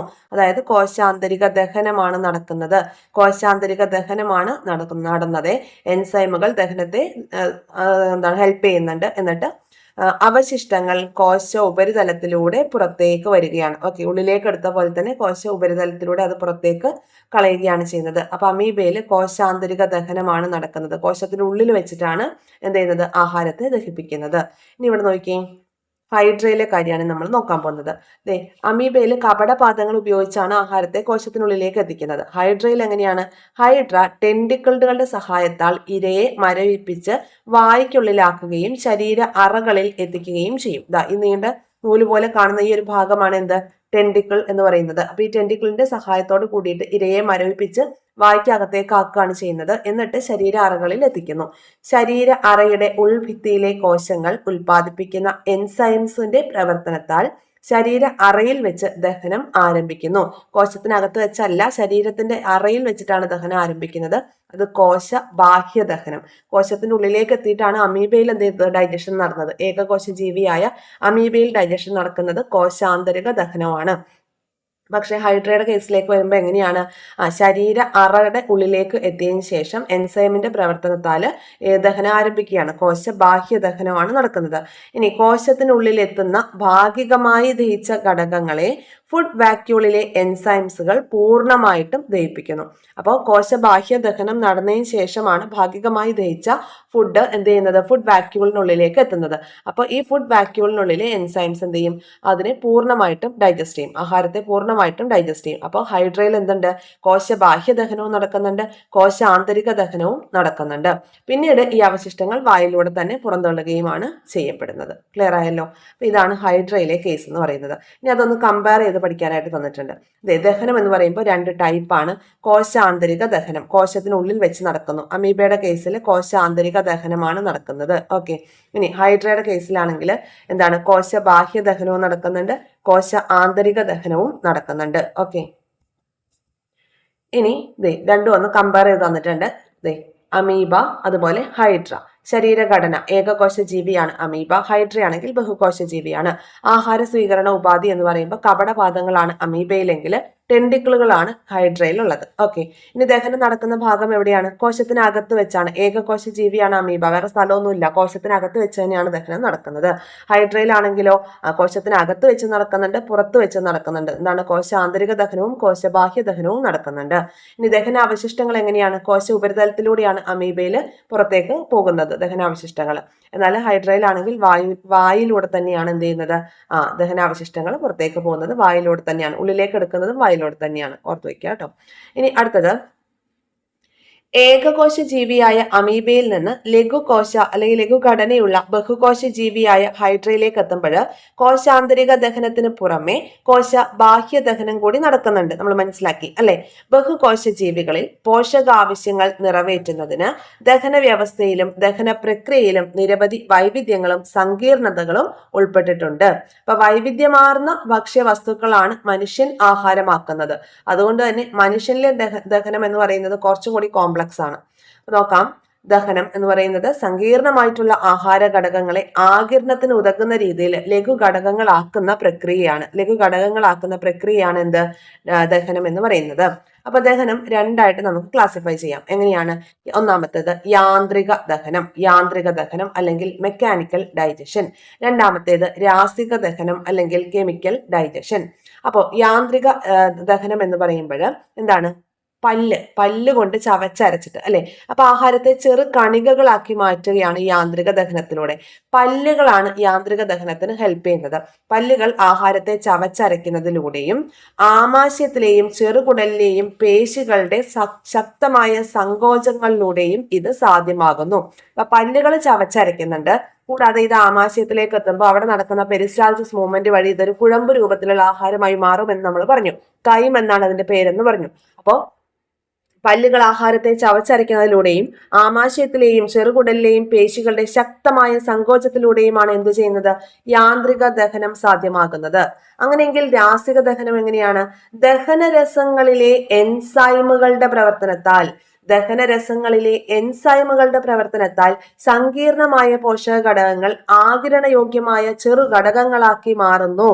അതാണ് രാസിക ദഹനം. എന്താണ്? ദഹനരസങ്ങളാണ് ഇവിടെ ഹെൽപ്പ് ചെയ്യുന്നത്. ഡൈജസ്റ്റീവ് എൻസൈംസ് ആണ് ഹെൽപ്പ് ചെയ്യുന്നത്. ഓക്കെ, അപ്പൊ ഡൈജസ്റ്റീവ് എൻസൈംസിന്റെ ഹെൽപ്പോട് കൂടിയിട്ട് സങ്കീർണമായിട്ടുള്ള പോഷക ഘടകങ്ങൾ ആഗിരണത്തിന് ഉതകുന്ന രീതിയിൽ ലഘു ഘടകങ്ങളാക്കി മാറ്റുന്ന പ്രോസസ്സിനെയാണ് എന്ത് പറയുക? രാസിക ദഹനം അല്ലെങ്കിൽ കെമിക്കൽ ഡൈജഷൻ എന്ന് പറയുന്നത്. ഇനി അയവിറക്കലിന് പിന്നിൽ പശുവിനെ പോലെയുള്ള പശു, എരുമ അങ്ങനെയുള്ളവരുടെ കാര്യങ്ങളാണ്, ഡൈജഷന്റെ കാര്യമാണ് പറയുന്നത്. നോക്കാം. വിശ്രമിക്കുമ്പോഴും പശുക്കൾ തുടർച്ചയായി ചവയ്ക്കാറുണ്ട് അല്ലെ, ശ്രദ്ധിച്ചിട്ടുണ്ടല്ലോ. ഇവയുടെ ആമാശയത്തിന് 4 അറകളാണ് ഉള്ളത്. ഇമ്പോർട്ടന്റ് ആണ് ഈ ഭാഗം, ഒന്ന് നോട്ട് ചെയ്ത് വെച്ചേക്കാട്ടോ. ഇത് ന്യൂ SCERTയിലെ ഒരു ഭാഗമാണ്. മറ്റുള്ള നമ്മൾ പഠിച്ച ബുക്കുകളിലൊന്നും ഇത് കണ്ടിട്ടില്ല അല്ലെ. അപ്പൊ പശുവിന്റെ ദഹനമാണ് നമ്മൾ പഠിക്കാനായിട്ട് പോകുന്നത്. അപ്പൊ അവര് റെസ്റ്റ് എടുക്കുമ്പോഴും എപ്പോഴും അങ്ങനെ ചവച്ചോണ്ടിരിക്കും അല്ലെ. അവരുടെ ആമാശയത്തിന് 4 അറകളാണ് ഉള്ളത്. ഏതൊക്കെയാണ്? Rumen, reticulum, omasum, abomasum. എന്താണ്? റൂമൻ, റെറ്റിക്കുലം, ഓമാസം, അബോമാസം എന്നിങ്ങനെ 4 അറകളാണ് അവരുടെ ആമാശയത്തിന് ഉള്ളത്. ആഹാരത്തിലെ സെല്ലുലോസ്, ഹെമി സെല്ലുലോസ് മുതലായ ഘടകങ്ങളിലെ റൂമനിലും, ഇങ്ങനെയുള്ള ഘടകങ്ങളൊക്കെ റൂമനിലും അതുപോലെ റെറ്റിക്കുലത്തിലുമുള്ള സൂക്ഷ്മജീവികൾ ഉൽപ്പാദിപ്പിക്കുന്ന എൻസൈംസുകളാണ് വിഘടിപ്പിക്കുന്നത്. അപ്പൊ ഇവരുടെ ആഹാരത്തിൽ കൂടുതലും എന്താണ്? സെല്ലുലോസ് ആണ് അല്ലെ, സെല്ലുലോസ് ആണ്. അപ്പൊ ഈ ഒരു സെല്ലുലോസിനെയും അതുപോലെ ഹെമി സെല്ലുലോസിനെയും ഒക്കെ എന്താ ചെയ്യുന്നത്? റൂമനിലും റെറ്റിക്കുലത്തിലുമുള്ള സൂക്ഷ്മജീവികളും അവർ ഉൽപ്പാദിപ്പിക്കുന്ന എൻസൈംസുകളും ഒക്കെയാണ് വിഘടിപ്പിക്കുന്നത്. അപ്പൊ ഈ സൂക്ഷ്മജീവികൾ എൻസൈംസ് ഉൽപ്പാദിപ്പിക്കുന്നുണ്ട്. അപ്പൊ ഇവരുടെ റൂമനിലും റെറ്റിക്കുലത്തിലും ഒക്കെ എന്തുണ്ട്? സൂക്ഷ്മജീവികളുണ്ട്, നമ്മുടെ ശരീരത്തിലും ഉണ്ടല്ലോ. അപ്പൊ ആ സൂക്ഷ്മജീവികൾ ഉൽപ്പാദിപ്പിക്കുന്ന എൻസൈംസ് ആണ് സെല്ലുലോസിനെയും ഹെമി സെല്ലുലോസ് എന്ന ഘടകങ്ങളെയൊക്കെ വിഘടിപ്പിക്കുന്നത്. അപ്പൊ റൂമനില് താൽക്കാലികമായിട്ട് ആഹാരം സംഭരിച്ചു വെക്കുകയാണ് ചെയ്യുന്നത്. പിക്ചർ നോക്കൂ, കണ്ടല്ലോ. ഇവരുടെ അന്നനാളം വഴി ആഹാരം ഇങ്ങനെ വരികയാണ്. കണ്ടു, റെറ്റിക്കുലം എവിടെയാന്ന് കണ്ടു, ഓമാസം കണ്ടു, റൂമൻ കണ്ടു. അപ്പൊ ഈ റൂമൻ എന്ന് പറയുന്ന ഈ ഒരു ഭാഗത്താണ് എന്ത് ചെയ്യുന്നത്? ആഹാരം താൽക്കാലികമായി സംഭരിച്ചു വെക്കുന്നത്. റൂമൻ എന്ന ഭാഗത്താണ് ആഹാരം താൽക്കാലികമായിട്ട് സംഭരിച്ചു വെക്കുന്നത്. ഈ ഒരു ഭാഗമാണ് റൂമൻ എന്ന് പറയുന്നത്. അപ്പൊ റൂമനിൽ താൽക്കാലികമായി സംഭരിക്കുന്ന ആഹാരം തിരികെ വായിലെത്തി വീണ്ടും ചവച്ചരയ്ക്കപ്പെടുന്നതോടുകൂടി ദഹന പ്രക്രിയ കൂടുതൽ കാര്യക്ഷമമാവുകയാണ് ചെയ്യുന്നത്. മനസ്സിലായല്ലോ നമ്മൾ എന്താ പറയുന്നതെന്ന്? പശുക്കളുടെ കാര്യമാണ് പറയുന്നത്. അവരുടെ ആമാശയത്തിന് 4 അറകളാണ് ഉള്ളത്. ഒന്നാമത്തെ അറയാണ് റൂമൻ, രണ്ടാമത്തേത് റെറ്റിക്കുലം, മൂന്നാമത്തെ ഓമാസം, നാലാമത്തെ അബോമാസം. പിന്നെ ഈ റൂമനിലും റെറ്റിക്കുലത്തിലും ഒക്കെ എന്തുണ്ട്? സൂക്ഷ്മജീവികളുണ്ട്. അവർ പ്രൊഡ്യൂസ് ചെയ്യുന്ന എൻസൈംസ് ആണ് ഈ പശു കഴിക്കുന്ന പുല്ലിലെ സെല്ലുലോസും ഹെമി സെല്ലുലോസും ഉള്ള ഘടകങ്ങളൊക്കെ വിഘടിക്കാനായിട്ട് ഹെൽപ്പ് ചെയ്യുന്നത്. ഓക്കെ, റൂമനിലാണ് പശുക്കളിൽ ആഹാരം എന്താണ് താൽക്കാലികമായി സംഭരിച്ചു വെക്കുന്നത്. അപ്പൊ ഇത് അവർ റെസ്റ്റ് എടുക്കുന്ന സമയത്ത് എന്ത് ചെയ്യും? അത് തിരികെ വായിലെത്തിയിട്ട് വീണ്ടും ചവച്ചരയ്ക്കപ്പെടും. അപ്പോഴാണ് ദഹന പ്രക്രിയ കൂടുതൽ കാര്യക്ഷമമായിട്ട് നടക്കാനായിട്ട് പോകുന്നത്. ഇനി നമ്മളുടെ വായിലെ കാര്യം പറയുകയാണെങ്കിൽ പല്ലുകൾ ആഹാരത്തെ കടിച്ചു മുറിക്കാനും ചവച്ചരയ്ക്കാനും സഹായിക്കുന്നുണ്ട്. നമ്മുടെ കാര്യം മാത്രമല്ല, പല്ലുകൾ എന്ന് പറയുന്നത് ഡൈജഷന്റെ കേസിൽ പല്ലുകൾ എങ്ങനെയാ? ആഹാരത്തെ കടിച്ചു മുറിക്കാനും ചവച്ചരയ്ക്കാനും ഒക്കെ സഹായിക്കുന്നുണ്ട്. ചവച്ചരയ്ക്കാന് നാവ്, ഉമിനീര് അതിന്റെയൊക്കെ സഹായത്തോട് കൂടിയിട്ടാണ് അല്ലെ. പിന്നെ നമ്മുടെ വായിൽ എന്തുണ്ട്? 4 ഡിഫറെന്റ് ടൈപ്സ് പല്ലുകളാണ് ഉള്ളത് ആണല്ലോ. ഓർക്കുന്നുണ്ടല്ലോ നമ്മുടെ കോഡ്? എന്തായിരുന്നു ആ കോഡ്? ഉക്കോ അഗ്രചർവണകം അല്ലെ, ഉക്കോ അഗ്രചർവണകം. നല്ലൊരു ചിരിയായിരുന്നു, ഞാൻ അതിന്റെ മുകളിലൂടെയാണ് എഴുതുന്നത് കേട്ടോ. ഉക്കോ അഗ്രചർവണകം. 8 4 8 12 ഓർക്കുന്നുണ്ടല്ലോ അല്ലെ. 8 4 8 12 എന്താണ്? ഉളിപ്പല്ല്, കോമ്പല്ല്, അഗ്രചർവണകം, ചർവണകം എന്ന കോഡ് ഓർത്ത് വെക്കുക. എന്തിനായിരുന്നു? ഉളിപ്പല്ല് എന്തിനാ? മുറിക്കാൻ. കോമ്പല്ല് എന്താണ്? കീറാൻ. പിന്നെ അഗ്രചർവണകവും ചർവണകവും എന്തിനാണ്? ചവച്ചരയ്ക്കാൻ വേണ്ടിയിട്ടാണ്. ഇനി പല്ലിന്റെ സ്ട്രക്ചർ നോക്കിയേ. പല്ലിന്റെ സ്ട്രക്ചർ എന്ന് പറയുമ്പോൾ ഇനാമൽ. മനുഷ്യ ശരീരത്തിലെ ഏറ്റവും കാഠിന്യമുള്ള പദാർത്ഥമാണ് ഇനാമൽ. പല്ലിന്റെ പുറം കവചമാണ്. നിർജീവമായിട്ടുള്ള ഏരിയയാണ് ഈ ഇനാമൽ എന്ന് പറയുന്നത്. ഇനി അടുത്തത് ഡെൻഡൈൻ. എന്താണ്? പല്ല് നിർമ്മിച്ചിരിക്കുന്ന ജീവനുള്ള കലയാണ് ഡെൻഡൈൻ. പല്ല് നിർമ്മിച്ചിരിക്കുന്ന ജീവനുള്ള കലയാണ് ഡെൻഡൈൻ. അടുത്തത് പൾപ്പ് ക്യാവിറ്റി. ഏറ്റവും ആന്തരഭാഗമാണ് പൾപ്പ് ക്യാവിറ്റി എന്ന് പറയുന്നത്. നമ്മൾ കഴിഞ്ഞ ദിവസം പറഞ്ഞിരുന്നു, ഒഡന്റോബ്ലാസ്റ്റ് കോശങ്ങൾ കാണപ്പെടുന്നത് എവിടെയാണ്? പൾപ്പ് ക്യാവിറ്റിയിലാണ്. പല്ലിന്റെ ഏറ്റവും ആന്തരഭാഗമാണ് അല്ലെ. പിന്നെ പൾപ്പ് എന്ന മൃദുവായ യോജക കല കാണപ്പെടുന്നത് പൾപ്പ് ക്യാവിറ്റിയിലാണ്. രക്തക്കുഴലുകൾ, നാഡികൾ, ഒഡന്റോബ്ലാസ്റ്റ് കോശങ്ങൾ എന്നിവയെല്ലാം കാണപ്പെടുന്നത് പൾപ്പ് ക്യാവിറ്റിയിലാണ്. പല്ലിന്റെ ഏറ്റവും ആന്തരഭാഗമാണ് പൾപ്പ് ക്യാവിറ്റി. ഏറ്റവും ഉപരിതല ഭാഗമാണ് എന്താ? നിർജീവമായിട്ടുള്ള ഇനാമൽ. ശരീരത്തിലെ ഏറ്റവും കട്ടി കൂടിയ ഭാഗമാണ് ഇനാമൽ എന്ന് പറയുന്നത് അല്ലെ. പല്ലിന്റെ പുറം കവചമാണ്. ഡെൻഡൈൻ ആണെങ്കിൽ പല്ല് നിർമ്മിച്ചിരിക്കുന്ന ജീവനുള്ള കലയാണ് ഡെൻഡൈൻ. പല്ല് നിർമ്മിച്ചിരിക്കുന്ന ജീവനുള്ള കല ഡെൻഡൈൻ ആണ്. പൾപ്പ് ക്യാവിറ്റി എന്ന് പറയുമ്പോൾ പല്ലിന്റെ ഏറ്റവും ആന്തരഭാഗമാണ്. പൾപ്പ് എന്ന മൃദുവായ യോജക കല കാണപ്പെടുന്നുണ്ട്. അതുപോലെ രക്തക്കുഴലുകൾ, നാഡികൾ, ഒഡന്റോബ്ലാസ്റ്റ് കോശങ്ങൾ എന്നിവയൊക്കെ കാണപ്പെടുന്നുണ്ട്. ഇനി സിമന്റം എന്ന് പറഞ്ഞാൽ എന്താണ്? നമ്മൾ പറഞ്ഞു സിമെന്റ് ഇട്ട് ഉറപ്പിച്ച് വെക്കുകയാണെന്ന് അല്ലേ. ഹനുക്കളിലെ കുഴികളിൽ പല്ലിനെ ഉറപ്പിച്ചു നിർത്തുന്ന കാൽസ്യം അടങ്ങിയ യോജക കലയാണ് സിമന്റം. പല്ലിനെ മോണയിൽ ഉറപ്പിച്ചു നിർത്തുന്ന കാൽസ്യം അടങ്ങിയ യോജക കലയാണ് സിമന്റം എന്ന് പറയുന്നത്. ക്ലിയർ ആയല്ലോ. ഇനി ആമാശയം. ആമാശയത്തെ കുറിച്ച് നോക്കാം. അപ്പൊ പല്ലിൽ നിന്ന് നമ്മൾ ചവച്ചരച്ച് ആ ഒരു ആഹാരം അന്നനാളം വഴി എവിടെ എത്തും? ആമാശയത്തിലെത്തും. പിന്നീട് ആമാശയ പേശികളുടെ ശക്തമായിട്ടുള്ള പെരിസ്റ്റാൾസിസ് മൂവ്മെന്റ്. പെരിസ്റ്റാൾസിസ് ആഹാരത്തെ കുഴമ്പ് രൂപത്തിലാക്കും. ഇതിനെ എന്ത് പറയും? ഈ കുഴമ്പ് രൂപത്തിലാക്കിയ ആഹാരത്തിനെയാണ് കൈം എന്ന് പറയുന്നത്. കൈം. ആമാശയത്തിന്റെ അവസാന ഭാഗത്തുള്ള പ്രത്യേകതരം വലയ പേശികൾ ആഹാരത്തെ മതിയായ സമയം ആമാശയത്തിൽ നിലനിർത്തും. എങ്കിൽ മാത്രമാണ് ആഹാരത്തിന് ഡൈജഷൻ വേണ്ട വിധത്തിൽ കംപ്ലീറ്റ് ആവുകയുള്ളൂ അല്ലെ. അപ്പൊ ചെറുകുടലിലേക്ക് എത്തുന്നതിന് മുന്നേ നടക്കേണ്ട എല്ലാ പ്രോസസ്സും നടക്കണമെങ്കിൽ വേണ്ടത്ര സമയം എന്ത് ചെയ്യണം? ആഹാരം ആമാശയത്തിൽ നിൽക്കണം. അപ്പൊ അത്രയും സമയം അത് ആമാശയത്തിൽ നിൽക്കാൻ വേണ്ടിയിട്ട് ഹെൽപ്പ് ചെയ്യുന്നതാണ് എന്ത്? വലയ പേശികൾ എന്ന് പറയുന്നത്. ആമാശയത്തിന്റെ അവസാന ഭാഗത്ത് കാണുന്ന വലയ പേശികളാണ് ആഹാരത്തെ മതിയായ സമയം ആമാശയത്തിൽ നിലനിർത്തുന്നത്. അപ്പൊ ആമാശയ പേശികളുടെ ശക്തമായിട്ടുള്ള പെരിസ്റ്റാൾസിസ് മൂവ്മെന്റ് ആണ് ആഹാരത്തെ കുഴമ്പ് രൂപത്തിലേക്ക് കൺവേർട്ട് ആക്കുന്നത്. പിന്നെ ഈ ഒരു വലയ പേശികളുടെ സഹായത്തോടു കൂടി വേണ്ടത്ര സമയം ആമാശയത്തിൽ നിലനിന്നിട്ട് ഭക്ഷണം പിന്നീട് എങ്ങോട്ട് പോകുന്നു? ചെറുകുടലിലേക്ക് പോകുന്നു. ചെറുകുടലിലും എന്ത് ചെയ്യുന്നുണ്ട്? പെരിസ്റ്റാൾസിസ് നടക്കുന്നുണ്ട്. പെരിസ്റ്റാൾസിസ് മാത്രമല്ല, സെഗ്മെന്റേഷൻ എന്നൊരു പ്രോസസ്സ് കൂടി നടക്കുന്നുണ്ട്. അപ്പൊ ചെറുകുടലിൽ നടക്കുന്ന പെരിസ്റ്റാൾസിസ്, സെഗ്മെന്റേഷൻ തുടങ്ങിയ യാന്ത്രിക പ്രവർത്തനങ്ങൾ ആഹാരത്തിന്റെ സഞ്ചാരം സുഗമമാക്കുന്നതിനും ആഹാരത്തെ ദഹനരസവുമായി കലർത്തുന്നതിനും സഹായിക്കുന്നുണ്ട്. ഓക്കെ. അപ്പൊ ചെറുകുടലിലും എന്തുണ്ട്? കുറെ ദഹനരസങ്ങൾ വരുന്നുണ്ട് അല്ലെ. അപ്പൊ ആ ഒരു ദഹനരസവും ഒക്കെ ആയിട്ട് മിക്സ് ആക്കാൻ വേണ്ടിയിട്ട് എന്ത് ചെയ്യുന്നുണ്ട്? ഈ സെഗ്മെന്റേഷൻ എന്ന് പറയുന്ന പ്രോസസ്സും അതുപോലെ തന്നെ പെരിസ്റ്റാൾസിസ് മൂവ്മെന്റും ഹെൽപ്പ് ചെയ്യുന്നുണ്ട്. അപ്പൊ അങ്ങനെ ആഹാരം ഇപ്പൊ എവിടെ എത്തി? ചെറുകുടലിൽ എത്തിയിട്ടുണ്ട്. നോക്കിയ സെഗ്മെന്റേഷൻ എന്ന് പറയുമ്പോൾ എന്താണ്? ഈ വലിയ ആഹാരം ദഹിച്ച് വന്നിട്ടുള്ള അതിന് ചെറിയ ചെറിയ പീസസ് സെഗ്മെന്റ്സ് ആക്കി മാറ്റുന്ന പ്രോസസ്സാണ്. കണ്ടല്ലോ, അതാ ഇവിടെ കണ്ടല്ലോ. അപ്പോൾ ഇത് ഇവിടെ ഇരിക്കുന്ന ആഹാരം തൊട്ടടുത്ത സ്റ്റെപ്പിലേക്ക് എത്തണമെങ്കിൽ എന്ത് ചെയ്യണം? പെരിസ്റ്റാൾസിസ് മൂവ്മെന്റ് നടക്കണം. പെരിസ്റ്റാൾസിസ് മൂവ്മെന്റ് ആഹാരത്തിന്റെ ആ ഒരു മൂവ്മെന്റിന് സഹായിക്കുന്നു. അതുപോലെ സെഗ്മെന്റേഷൻ എന്ന് പറയുമ്പോൾ വലിയ ഘടകങ്ങളെ എന്താണ്? സെഗ്മെന്റ്സ് ആക്കി മാറ്റാനൊക്കെ ആയിട്ടും അതുപോലെ തന്നെ എൻസൈംസുമായിട്ട് മിക്സ് ആക്കാനൊക്കെ ഹെൽപ്പ് ആക്കുന്നുണ്ട്.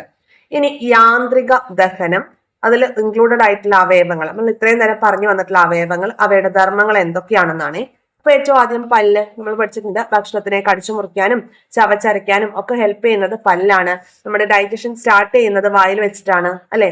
ഇനി ആമാശയം എന്ന് പറയുമ്പോൾ പെരിസ്റ്റാൾസിസ് മൂവ്മെന്റ് ആഹാരത്തെ കുഴമ്പ് രൂപത്തിലാക്കുന്നു. വലയ പേശികൾ ദഹനത്തിനായി ആഹാരത്തെ കൂടുതൽ സമയം ആമാശയത്തിൽ നിലനിർത്തുന്നു. ഇനി ചെറുകുടൽ, ഇതൊക്കെ പറഞ്ഞതുകൊണ്ടാണ് നമ്മൾ സ്പീഡിൽ പോകുന്നത് കേട്ടോ.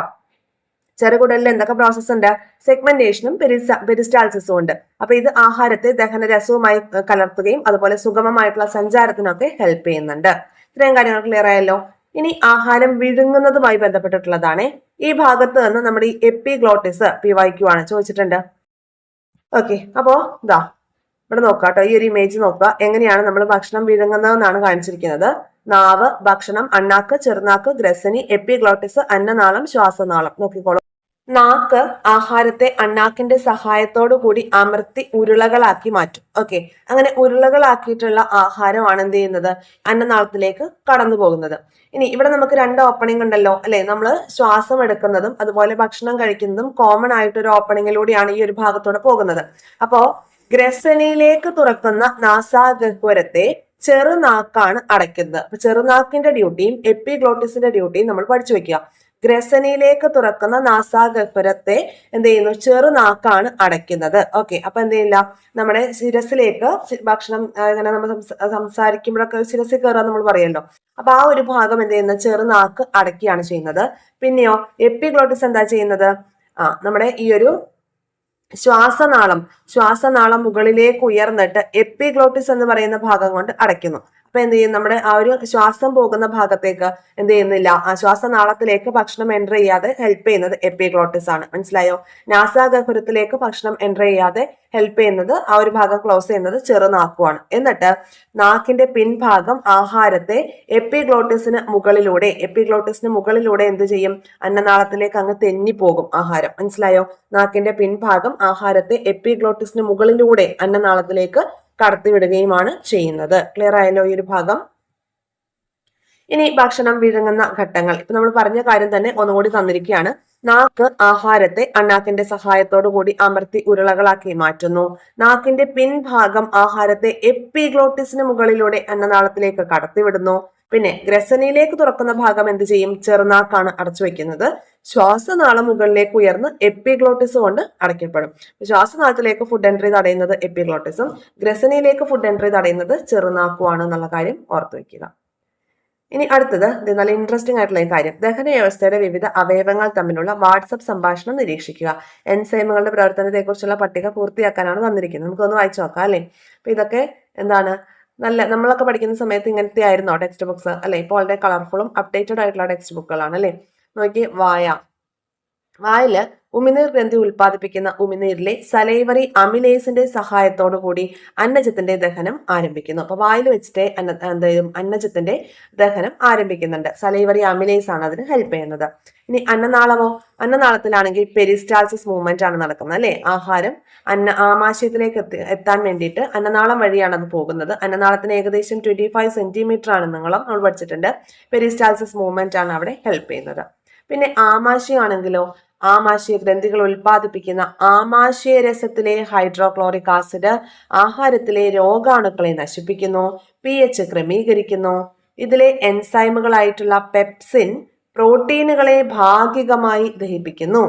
ലിപ്പേസുകൾ കൊഴുപ്പിന്റെ ദഹനത്തെ സഹായിക്കുന്നു. ശ്ലേഷ്മം ദഹനരസങ്ങളുടെ പ്രവർത്തനത്തിൽ നിന്ന് ആമാശയ ഭിത്തിയെ സംരക്ഷിക്കുന്നു. അപ്പൊ ആമാശയ ബന്ധപ്പെട്ട് പഠിക്കേണ്ട കാര്യങ്ങൾ ഇതൊക്കെയാണ്. ആമാശയ ഗ്രന്ഥികൾ ഉൽപ്പാദിപ്പിക്കുന്ന ആമാശയ രസത്തിലെ ഹൈഡ്രോക്ലോറിക് ആസിഡ് എന്ത് ചെയ്യും, ആഹാരത്തിലെ രോഗാണുക്കളെ ഒരു പരിധി വരെയൊക്കെ നശിപ്പിക്കും. അതുപോലെ ദഹനത്തിന് വേണ്ടുന്ന pH ക്രമീകരിക്കുന്നുണ്ട്. ഇതിലെ എൻസൈംസ് ഒക്കെ എന്താ ചെയ്യുക, പെപ്സിൻ പോലെയുള്ള എൻസൈംസ് പ്രോട്ടീനെ ഭാഗികമായി ദഹിപ്പിക്കുന്നു. ലിപ്പേസ് കൊഴുപ്പിന്റെ ദഹനത്തെ സഹായിക്കുന്നു. ശ്ലേഷ്മമാണെങ്കിൽ ദഹനരസങ്ങളുടെ പ്രവർത്തനത്തിൽ നിന്ന് ആമാശയ ഭിത്തിയെ സംരക്ഷിക്കുകയും ചെയ്യും. ചെറുകുടലിലേക്ക് വരുമ്പോൾ കരള്, പാൻക്രിയാസ് എന്നിവ ഉൽപ്പാദിപ്പിക്കുന്ന ദഹനരസങ്ങള് ചെറുകുടലിലെത്തി അല്ലെ, ഒരു കോമൺ ആയിട്ടുള്ള ട്യൂബിലൂടെ എന്ത് ചെയ്യും, ചെറുകുടലിലെ പക്വാശയത്തിലേക്ക് വരും എന്നൊക്കെ നമ്മൾ പഠിച്ചിട്ടുണ്ട്. അവിടെ വെച്ചിട്ട് ദഹനത്തെ സഹായിക്കാൻ വേണ്ടിയിട്ട് അല്ലെ. അപ്പൊ ചെറുകുടലിൽ ഉൽപ്പാദിപ്പിക്കുന്ന ഇൻഡസ്റ്റൈനൽ ജ്യൂസിലെ വിവിധ കാർബോഹൈഡ്രേറ്റുകൾ എന്ത് ചെയ്യും, സങ്കീർണ കാർബോഹൈഡ്രേറ്റുകളെ ലഘുഘടനയായിട്ടുള്ള ഗ്ലൂക്കോസ്, ഫ്രക്ടോസ്, ഗാലക്ടോസ് എന്നിവയാക്കി മാറ്റുന്നു. പ്രോട്ടിയേസുകൾ പ്രോട്ടീനുകളെ അമിനോ ആസിഡുകളാക്കുന്നു. ലഘുപോഷക ഘടകങ്ങൾ, ജലം, വിറ്റാമിനുകൾ, ധാതുക്കൾ എന്നിവയുടെ ആഗിരണം ഒക്കെ മുഖ്യമായും നടക്കുന്നത് ചെറുകുടലിൽ വെച്ചിട്ടാണ്. എന്തൊക്കെയാ പറഞ്ഞത്? കരള്, പാൻക്രിയാസ് എന്നിവ ഉൽപ്പാദിപ്പിക്കുന്ന ദഹനരസങ്ങൾ ചെറുകുടലിലെത്തിയിട്ട് ദഹനത്തെ സഹായിക്കുന്നുണ്ട്. കൂടാതെ ചെറുകുടൽ ഉൽപ്പാദിപ്പിക്കുന്ന ഇൻഡസ്റ്റൈനൽ ജ്യൂസിലെ വിവിധ കാർബോഹൈഡ്രേറ്റ്സുകൾ സങ്കീർണ കാർബോഹൈഡ്രേറ്റുകളെ ലഘുഘടകങ്ങളായിട്ടുള്ള ഗ്ലൂക്കോസ്, ഫ്രക്ടോസ്, ഗാലക്ടോസ് എന്നിവയാക്കി മാറ്റുന്നു. പ്രോട്ടിയേസുകൾ പ്രോട്ടീനുകളെ അമിനോ ആസിഡുകളാക്കി മാറ്റുന്നു. ജലം, വൈറ്റമിൻസ്, ധാതുക്കൾ എന്നിവയുടെയൊക്കെ ആഗിരണം നടക്കുന്നതും ചെറുകുടലിൽ വെച്ചിട്ടാണ്. ഇനി കരള് എന്ന് പറയുമ്പം പിത്തരസം ഉൽപ്പാദിപ്പിക്കുന്നു. പിത്തരസം ഉൽപ്പാദിപ്പിച്ച് പിത്താശയത്തിൽ സംഭരിക്കുന്നു. പിത്തരസത്തിൽ എന്തില്ല? എൻസൈമുകളില്ല. പിത്തരസത്തിൽ എൻസൈമുകൾ ഇല്ല. ഇത് പക്വാശയത്തിലെത്തി കൊഴുപ്പിനെ ചെറുകണികകളാക്കുകയും pH ക്രമീകരിക്കുകയും ചെയ്യുന്നുണ്ട്. അപ്പൊ പിത്തരസം ഉൽപ്പാദിപ്പിച്ച് പിത്താശയത്തിൽ സംഭരിക്കുന്നതോ, അതുപോലെ തന്നെ പിത്തരസത്തിൽ എൻസൈമുകളില്ല. പിത്തരസം ഉൽപ്പാദിപ്പിക്കുന്നത് കരളാണ്, പിത്തരസത്തിൽ എൻസൈമുകളില്ല. പിത്തരസം സ്റ്റോർ ചെയ്യുന്നത് പിത്താശയത്തിലാണ്. അതുപോലെ പക്വാശയത്തിലെത്തിയിട്ട് കൊഴുപ്പിനെ ചെറുകണികകളാക്കാൻ എന്ത് സഹായിക്കുന്നുണ്ട്? ഈ പിത്തരസം ഹെൽപ്പ് ചെയ്യുന്നുണ്ട്. pH ക്രമീകരിക്കുക എന്നൊരു ഡ്യൂട്ടി കൂടി ഇതിനുണ്ട്. അടുത്തത് പാൻക്രിയാസ് ആണ്. പാൻക്രിയാസിലാണ് പാൻക്രിയാറ്റിക് ജ്യൂസ് ഉൽപ്പാദിപ്പിക്കുന്നത്. ഇത് പക്വാശയത്തിൽ എത്തിയിട്ട് ദഹനത്തെ സഹായിക്കുന്നുണ്ട്. ഇതിലെ പാൻക്രിയാറ്റിക് അമിലേസ് ആണ് എന്ത് ചെയ്യുന്നത്? അന്നജത്തെ ദഹിപ്പിക്കുന്നത്. ട്രിപ്സിൻ ആണെങ്കിൽ പ്രോട്ടീനുകളെ ഭാഗികമായി ദഹിപ്പിക്കുന്നു. ലിപ്പേസ് ആണെങ്കിൽ കൊഴുപ്പിനെ പൂർണ്ണമായും ദഹിപ്പിച്ച് ഫാറ്റി ആസിഡും ഗ്ലിസറോളും ആക്കി മാറ്റുന്നു. ലിപ്പേസുകളാണ് എന്ത് ചെയ്യുന്നത്? കൊഴുപ്പിനെ പൂർണ്ണമായിട്ടും ദഹിപ്പിക്കുന്നത്. പാൻക്രിയാറ്റിക് ജ്യൂസ് പാൻക്രിയാസ് ആണ് ഉൽപ്പാദിപ്പിക്കുന്നത്. പക്വാശയത്തിൽ എത്തിയിട്ട് ദഹനത്തെ ഹെൽപ്പ് ചെയ്യുന്നു. എങ്ങനെയാണ് ദഹനത്തെ ബൂസ്റ്റ് ചെയ്യുന്നത്? പാൻക്രിയാറ്റിക് അമിലേസ് അന്നജത്തെ ഭാഗികമാക്കി ദഹിപ്പിക്കുന്നു. അതുപോലെ ട്രിപ്സിൻ ആണെങ്കിൽ എന്താ ചെയ്യുന്നത്? പ്രോട്ടീനുകളെ ഭാഗികമായി ദഹിപ്പിക്കുന്നു. ലിപ്പേസ് ആണെങ്കിൽ കൊഴുപ്പിനെ പൂർണ്ണമായി ദഹിപ്പിച്ചിട്ട് എന്താക്കും? ഫാറ്റി ആസിഡും ഗ്ലിസറോളും ആക്കി മാറ്റും. ഇനി വൻകുടലിലേക്കാണെങ്കിൽ, വൻകുടലിന്റെ കാര്യമാണ് പറയുന്നതെങ്കിൽ ദഹനത്തിന് വിധേയമാകാത്ത ആഹാര പദാർത്ഥങ്ങളൊക്കെ വൻകുടലിലേക്ക് എത്തുകയും ഈ എത്തുന്ന ആഹാര പദാർത്ഥങ്ങളിൽ അവശേഷിക്കുന്ന ജലവും ലവണങ്ങളും ഒക്കെ ആഗിരണം ചെയ്യുകയും ചെയ്യുന്നുണ്ട്. പിന്നെ നമ്മുടെ വൻകുടലിൽ കുറച്ച് ബാക്ടീരിയകളുണ്ട് അല്ലെ? ഏതൊക്കെയാണ്? വൈറ്റമിൻ കെ ഉൽപ്പാദിപ്പിക്കുന്ന ബാക്ടീരിയ, ബി കോംപ്ലക്സ് ഉൽപ്പാദിപ്പിക്കുന്ന ബാക്ടീരിയ എന്നിവയൊക്കെ വൻകുടലിലുണ്ട്. അപ്പൊ ദഹന അവശിഷ്ടത്തെ മലാശയത്തിലേക്ക് എത്തിച്ചിട്ട് മലദ്വാരത്തിലൂടെ പുറന്തള്ളുകയും ചെയ്യുന്നുണ്ട് പിന്നീട്. അപ്പൊ അത്രയും കാര്യങ്ങളാണ് ഈ ഒരു ഭാഗത്ത് നോക്കാനുള്ളത്. ഇനി ഇവിടെ ഒരു ബോക്സ് തന്നിട്ടുണ്ട്. ഓരോ അവയവം, അവിടെ പ്രൊഡ്യൂസ് ചെയ്യുന്ന എൻസൈംസ് അല്ലെങ്കിൽ സ്രവങ്ങൾ ഏതൊക്കെയാണ്, അതെങ്ങനെയാണ് നമ്മുടെ ഡയജഷന് ഹെൽപ്പ് ചെയ്യുന്നതെന്നാണ് തന്നിരിക്കുന്നത്. അപ്പൊ നമുക്കിത് കംപ്ലീറ്റ് ആക്കി വെച്ച ടേബിൾ ഇത് എവിടെ ഉണ്ട് നോക്കാം. വായയാണെങ്കിൽ സലൈവറി അമിലേസ് ആണ്. Salivary amylase. ഇവിടെ നമ്മൾ പറഞ്ഞു എന്താണ്? കാർബോഹൈഡ്രേറ്റ് അല്ലെങ്കിൽ അന്നജത്തിന്റെ ദഹനം ആരംഭിക്കുന്നത് വായിൽ വെച്ചിട്ടാണ്. ഇനി ആമാശയത്തിലാണെങ്കിൽ എന്ത് ചെയ്യുന്നുണ്ട്? Hydrochloric acid. ആമാശയ രസം എന്ന് പറയുമ്പോൾ അതിനകത്ത് എന്തൊക്കെയുണ്ട്? ഹൈഡ്രോക്ലോറിക് ആസിഡ്, പെപ്സിൻ, ലിപ്പേസ്, ശ്ലേഷ്മം. അപ്പോൾ ഹൈഡ്രോക്ലോറിക് ആസിഡ് എന്താ ചെയ്യുന്നത്? രോഗാണുക്കളെ നശിപ്പിക്കുന്നു, pH ക്രമീകരിക്കുന്നു. പെപ്സിൻ ആണെങ്കിലോ പ്രോട്ടീനുകളെ ഭാഗികമായി ദഹിപ്പിക്കുന്നു. ലിപ്പേസ് ആണെങ്കിലോ കൊഴുപ്പിന്റെ ദഹനത്തെ സഹായിക്കുന്നു. ദഹനരസങ്ങളുടെ പ്രവർത്തനത്തിൽ നിന്ന് ആമാശയ ഭിത്തിയെ സംരക്ഷിക്കുക എന്ന ഡ്യൂട്ടിയാണ് ആർക്കുള്ളത്? ശ്ലേഷ്മത്തിനുള്ളത്. പറഞ്ഞ കാര്യങ്ങളാണ് ഓൾറെഡി കഴിഞ്ഞ ക്ലാസ്സുകളിലും പറഞ്ഞു, ഇപ്പോഴും നമ്മൾ പറഞ്ഞു. അതാണ് സ്പീഡിൽ കവർ ചെയ്തു പോകുന്നത് കേട്ടോ. ഇനി ചെറുകുടൽ എന്ന് പറയുമ്പോൾ അവിടെ ഇൻഡസ്റ്റൈനൽ ജ്യൂസ്. ഈ ഇൻഡസ്റ്റൈനൽ ജ്യൂസിൽ എന്തൊക്കെയുണ്ട്? കാർബോഹൈഡ്രേസുകളും പ്രോട്ടിയേസുകളുമാണ് ഉള്ളത്. അപ്പൊ കാർബോഹൈഡ്രേസുകൾ എന്ന് പറയുമ്പോൾ സങ്കീർണ കാർബോഹൈഡ്രേറ്റുകളെ ചെറു ഘടകങ്ങളായിട്ടുള്ള ഗ്ലൂക്കോസ്, ഫ്രക്ടോസ്, ഗാലക്ടോസ് എന്നിവയാക്കി മാറ്റുന്നു. പ്രോട്ടിയേസുകളോ പ്രോട്ടീനുകളെ അമിനോ ആസിഡുകളാക്കി മാറ്റുന്നു. ഇനി കരൾ ഉൽപ്പാദിപ്പിക്കുന്ന പിത്തരസം കൊഴുപ്പിനെ ചെറുകണികളാക്കുകയും pH ക്രമീകരിക്കുകയും ചെയ്യുന്നുണ്ട്. ഇനി പാൻക്രിയാസ് ഉൽപ്പാദിപ്പിക്കുന്ന പാൻക്രിയാറ്റിക് ജ്യൂസിൽ എന്തൊക്കെയുണ്ട്? Pancreatic amylase, trypsin, lipase. അപ്പൊ ഇവരെന്താ ചെയ്യുന്നത്? പാൻക്രിയാറ്റിക് അമിലേസ് അന്നജത്തെ ഭാഗികമായി ദഹിപ്പിക്കുന്നു. ട്രിപ്സിൻ ആണെങ്കിൽ എന്താ ചെയ്യുന്നത്? പ്രോട്ടീനുകളെ ഭാഗികമായി ദഹിപ്പിക്കുന്നു. ലിപ്പേസുകൾ എന്ത് ചെയ്യും? കൊഴുപ്പിനെ പൂർണ്ണമായും ദഹിപ്പിച്ച് ഫാറ്റി ആസിഡും ഗ്ലിസറോളും ആക്കി മാറ്റുകയാണ് ചെയ്യുന്നത്. ഇനി ഇത്രയും നേരം നമ്മൾ എക്സ്പ്ലെയിൻ ചെയ്തുകൊണ്ടിരുന്ന കാര്യങ്ങളെ ഒരു ഫ്ലോ ചാർട്ടിന്റെ രൂപത്തിലേക്ക് ചുരുക്കി തന്നിരിക്കുകയാണ്. എങ്ങനെയാണ്? വായിൽ നിന്ന് ദഹനം ആരംഭിക്കുന്നു അല്ലെ? ദഹനം ആരംഭിക്കുന്ന വായിൽ നിന്നാണ്. അങ്ങനെ നമ്മൾ ചവച്ചരച്ച ആഹാരം അന്നനാളത്തിലേക്ക് എത്തുന്നു. പെരിസ്റ്റാൾസിസ് മൂവ്മെന്റ് വഴി അത് ആമാശയത്തിലേക്ക് എത്തുന്നു അല്ലെ? ആമാശയത്തിൽ എന്ത് ചെയ്യും? കുറച്ച് ഭാഗികമായ കുറെ ദഹനങ്ങളൊക്കെ നടക്കും. വീണ്ടും അത് പെരിസ്റ്റാൾസിസ് മൂവ്മെന്റ് വഴി ചെറുകുടലിലെത്തും. ചെറുകുടലിൽ നടത്തിയിട്ട് എന്ത് ചെയ്യുന്നുണ്ട്? അവിടെ സെഗ്മെന്റേഷനും അതുപോലെ തന്നെ പെരിസ്റ്റാൾസിസ് മൂവ്മെന്റും ഒക്കെ നടക്കുന്നുണ്ട്. അപ്പോൾ പാൻക്രിയാസിൽ നിന്നും കരളിൽ നിന്നുമുള്ള എൻസൈംസ് ഒക്കെ ചെറുകുടലിലേക്ക് എത്തുന്നുണ്ട്. അവിടെ വെച്ച് പല കാര്യങ്ങളും വീണ്ടും ദഹനത്തിന് വിധേയമാകുന്നു അല്ലെ? പിന്നീട് വൻകുടലിലേക്ക് എത്തുകയാണ് ചെയ്യുന്നത്. അവിടെ വെച്ച് ബാക്കിയുള്ള ജലവും ലവണങ്ങളും ഒക്കെ ആഗിരണം ചെയ്തിട്ട് ബാക്കിയുള്ള വിസർജന വസ്തുക്കൾ മലാശയം വഴി പുറത്തേക്ക് പോവുകയും ചെയ്യുന്നു. ഇതാണ് ദഹനത്തിന്റെ ഏറ്റവും സിംപ്ലിഫൈഡ് ആയിട്ടുള്ള ഒരു ഫ്ലോ ചാർട്ട്. ഇനി പ്രോട്ടീന്റെ ദഹനവും അങ്ങനെ ഓരോ കാര്യങ്ങളും എടുത്തു പറഞ്ഞിട്ടുണ്ട്. പ്രോട്ടീൻ്റെ ദഹനം കണ്ടോ നിങ്ങൾ, ഇതാ അന്നജത്തിന്റെ ദഹനം, അതുപോലെ കൊഴുപ്പിന്റെ ദഹനം. ഇത് നമ്മളൊന്ന് കൃത്യമായി പഠിച്ചു വെച്ചേക്കാം. അപ്പൊ ഏറ്റവും ആദ്യം നമുക്ക് പ്രോട്ടീന്റെ ദഹനം നോക്കാം. പ്രോട്ടീന്റെ ദഹനം. ഓക്കെ, അപ്പോൾ ആമാശയത്തിൽ പ്രോട്ടീനെ ദഹിപ്പിക്കുന്നത് ആരാണ്? പെപ്സിൻ ആണ്. ആമാശയത്തിൽ പ്രോട്ടീനെ ദഹിപ്പിക്കുന്നത് പെപ്സിൻ ആണ്. അപ്പോൾ പ്രോട്ടീന്റെ ഭാഗികമായിട്ടുള്ള ദഹനം അവിടെ ആമാശയത്തിൽ കംപ്ലീറ്റ് ആയി. പിന്നെ വരുന്നത് ട്രിപ്സിൻ ആണ് എന്ത് ചെയ്യുന്നത്? ചെറുകുടലിൽ വെച്ചിട്ട് ആഹാരത്തെ ഭാഗികമായി ദഹിപ്പിക്കുന്നത്. ആഹാരത്തിന്റെ ബാക്കിയുള്ള ദഹനം നടക്കുന്നത് എന്താണ്? ട്രിപ്സിന്റെ ഹെൽപ്പോട് കൂടിയിട്ടാണ്. ആഗ്നേയ രസമായിട്ടുള്ള അല്ലെങ്കിൽ പാൻക്രിയാറ്റിക് ജ്യൂസ് ആയിട്ടുള്ള ട്രിപ്സിന്റെ സഹായത്തോട് കൂടിയിട്ടാണ് പിന്നീട് ചെറുകുടലിൽ വെച്ചിട്ട് എന്ത് ചെയ്യുന്നത്? ഈ ഒരു ദഹനം നടക്കുന്നത്. പിന്നെ അതുകൂടാതെ തന്നെ ചെറുകുടലിലെ പ്രോട്ടിയേസുകൾ എന്ത് ചെയ്യുന്നുണ്ട്? അമിനോ ആസിഡാക്കി പ്രോട്ടീനെ കൺവേർട്ട് ചെയ്യുന്നുണ്ട്. അങ്ങനെ പ്രോട്ടീൻ എന്ന് പറയുന്നത് പ്രോട്ടീന്റെ അന്തിമ ഉൽപ്പന്നമാണ് എന്ത്? Amino acid. ഓക്കെ, ദഹനത്തിന് വിധേയമായിട്ടുള്ള പ്രോട്ടീന്റെ അന്തിമ ഉൽപ്പന്നം അമിനോ ആസിഡ് ആണ്. ക്ലിയർ ആയോ? ഒന്നുകൂടെ നമുക്ക് നോക്കാം. എന്താണ്?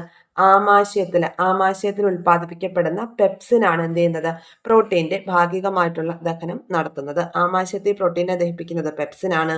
പിന്നെ ട്രിപ്സിൻ ഉണ്ടോ? പാൻക്രിയാറ്റിക് ജ്യൂസിലുള്ള ട്രിപ്സിൻ എന്ന് പറയുന്ന എൻസൈം എന്ത് ചെയ്യുന്നുണ്ട്? വീണ്ടും നമ്മളുടെ പ്രോട്ടീനെ ദഹനത്തിന് വിധേയമാക്കുന്നുണ്ട്. ചെറുകുടലിൽ ഉൽപ്പാദിപ്പിക്കപ്പെടുന്ന പ്രോട്ടിയേസുകൾ ഫൈനലി നമ്മുടെ പ്രോട്ടീനെ അമിനോ ആസിഡ് ആക്കി കൺവേർട്ട് ചെയ്യുന്നുണ്ട്. ക്ലിയർ ആയോ? അപ്പോൾ അമിനോ ആസിഡ് പ്രോട്ടീന്റെ അന്തിമ ഉൽപ്പന്നം, പ്രോട്ടീൻ ദഹനത്തിന് വിധേയമായതിനു ശേഷം വായിൽ നിന്ന് ചെറുകുടലിൽ എത്തുന്ന സമയത്ത് പ്രോട്ടീൻ എന്തായിട്ട് മാറും? അമിനോ ആസിഡായിട്ട് മാറും. നമ്മുടെ ശരീരത്തിന് ആഗിരണം ചെയ്യാൻ കഴിയുന്ന ലഘു ഘടകമായി പ്രോട്ടീനെ കൺവേർട്ട് ചെയ്യും. അങ്ങനെ അമിനോ ആസിഡായിട്ട് മാറും. ഇനി അടുത്തത് അന്നജത്തിന്റെ ദഹനത്തെ കുറിച്ചാണ് പറയുന്നത്. അന്നജം അല്ലെ കാർബോഹൈഡ്രേറ്റിന്റെ ദഹനം വായിൽ വെച്ച് തന്നെ ആരംഭിക്കുമെന്ന് നമ്മൾ പറഞ്ഞു അല്ലേ? ഉമിനീരിലെ സലൈവറി അമിലേസിന്റെ ഹെൽപ്പോട് കൂടിയിട്ട് അന്നജത്തിന്റെ ഒരു ഡൈജഷൻ സ്റ്റാർട്ട് ചെയ്യുകയാണ്. പിന്നെ പാൻക്രിയാറ്റിക് അമിലേസ് എന്ത് ചെയ്യും? നമ്മുടെ ഈ ഒരു കാർബോഹൈഡ്രേറ്റിന്റെ ദഹനം പിന്നെയും ഭാഗികമാക്കി നടത്തുകയും ചെറുകുടലിൽ വെച്ചിട്ട് കാർബോഹൈഡ്രേറ്റ്സുകൾ എന്ത് ചെയ്യും? ഈ ഒരു കാർബോഹൈഡ്രേറ്റിനെ ഗ്ലൂക്കോസ്, ഫ്രക്ടോസ്,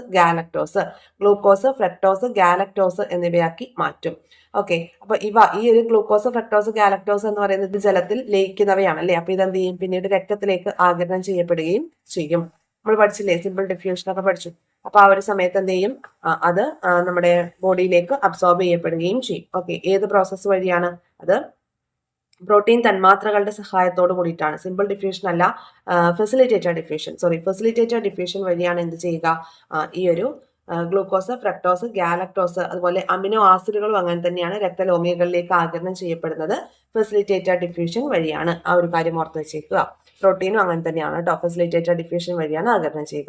ഇനി നമുക്ക് കൊഴുപ്പിന്റെ ദഹനമാണ് പഠിക്കേണ്ടത്. കൊഴുപ്പിന്റെ ദഹനം എന്ന് പറയുമ്പോൾ ആമാശയത്തിലെ ലിപ്പേസ് ആണ് കൊഴുപ്പിന്റെ ദഹനത്തിന് ഹെൽപ്പ് ചെയ്യുന്നത്. പിന്നെ കരൾ ഉൽപ്പാദിപ്പിക്കുന്ന പിത്തരസം കൊഴുപ്പിനെ ചെറു കണികകളാക്കി മാറ്റുന്നുണ്ട്. കൊഴുപ്പിനെ ചെറു കണികകളാക്കി മാറ്റാൻ പിത്തരസം സഹായിക്കുന്നുണ്ട്. നമ്മൾ നേരത്തെ പഠിച്ചില്ലേ? ഒരു വാട്സപ്പ് മെസ്സേജ് പോലെയുള്ള കാര്യം പഠിച്ചു. പിന്നെ പാൻക്രിയാസിലെ ലിപ്പേസ് എന്ത് ചെയ്യും? ചെറുകുടലിൽ വെച്ചിട്ട് പാൻക്രിയാറ്റിക് ലിപ്പേസ് ഗ്ലിസറോളും ഫാറ്റി ആസിഡും ആക്കി മാറ്റും അല്ലെ? നമ്മുടെ ഫാറ്റിനെ എന്ത് ചെയ്യും?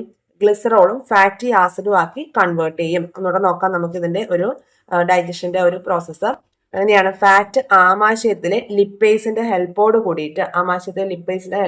ദഹനം സ്റ്റാർട്ട് ചെയ്യും. കരളിലെ പിത്തരസം എന്ത് ചെയ്യുന്നുണ്ട്? കരളിലെ പിത്തരസം കൊഴുപ്പിനെ ചെറു കണികകളാക്കുന്നുണ്ട്.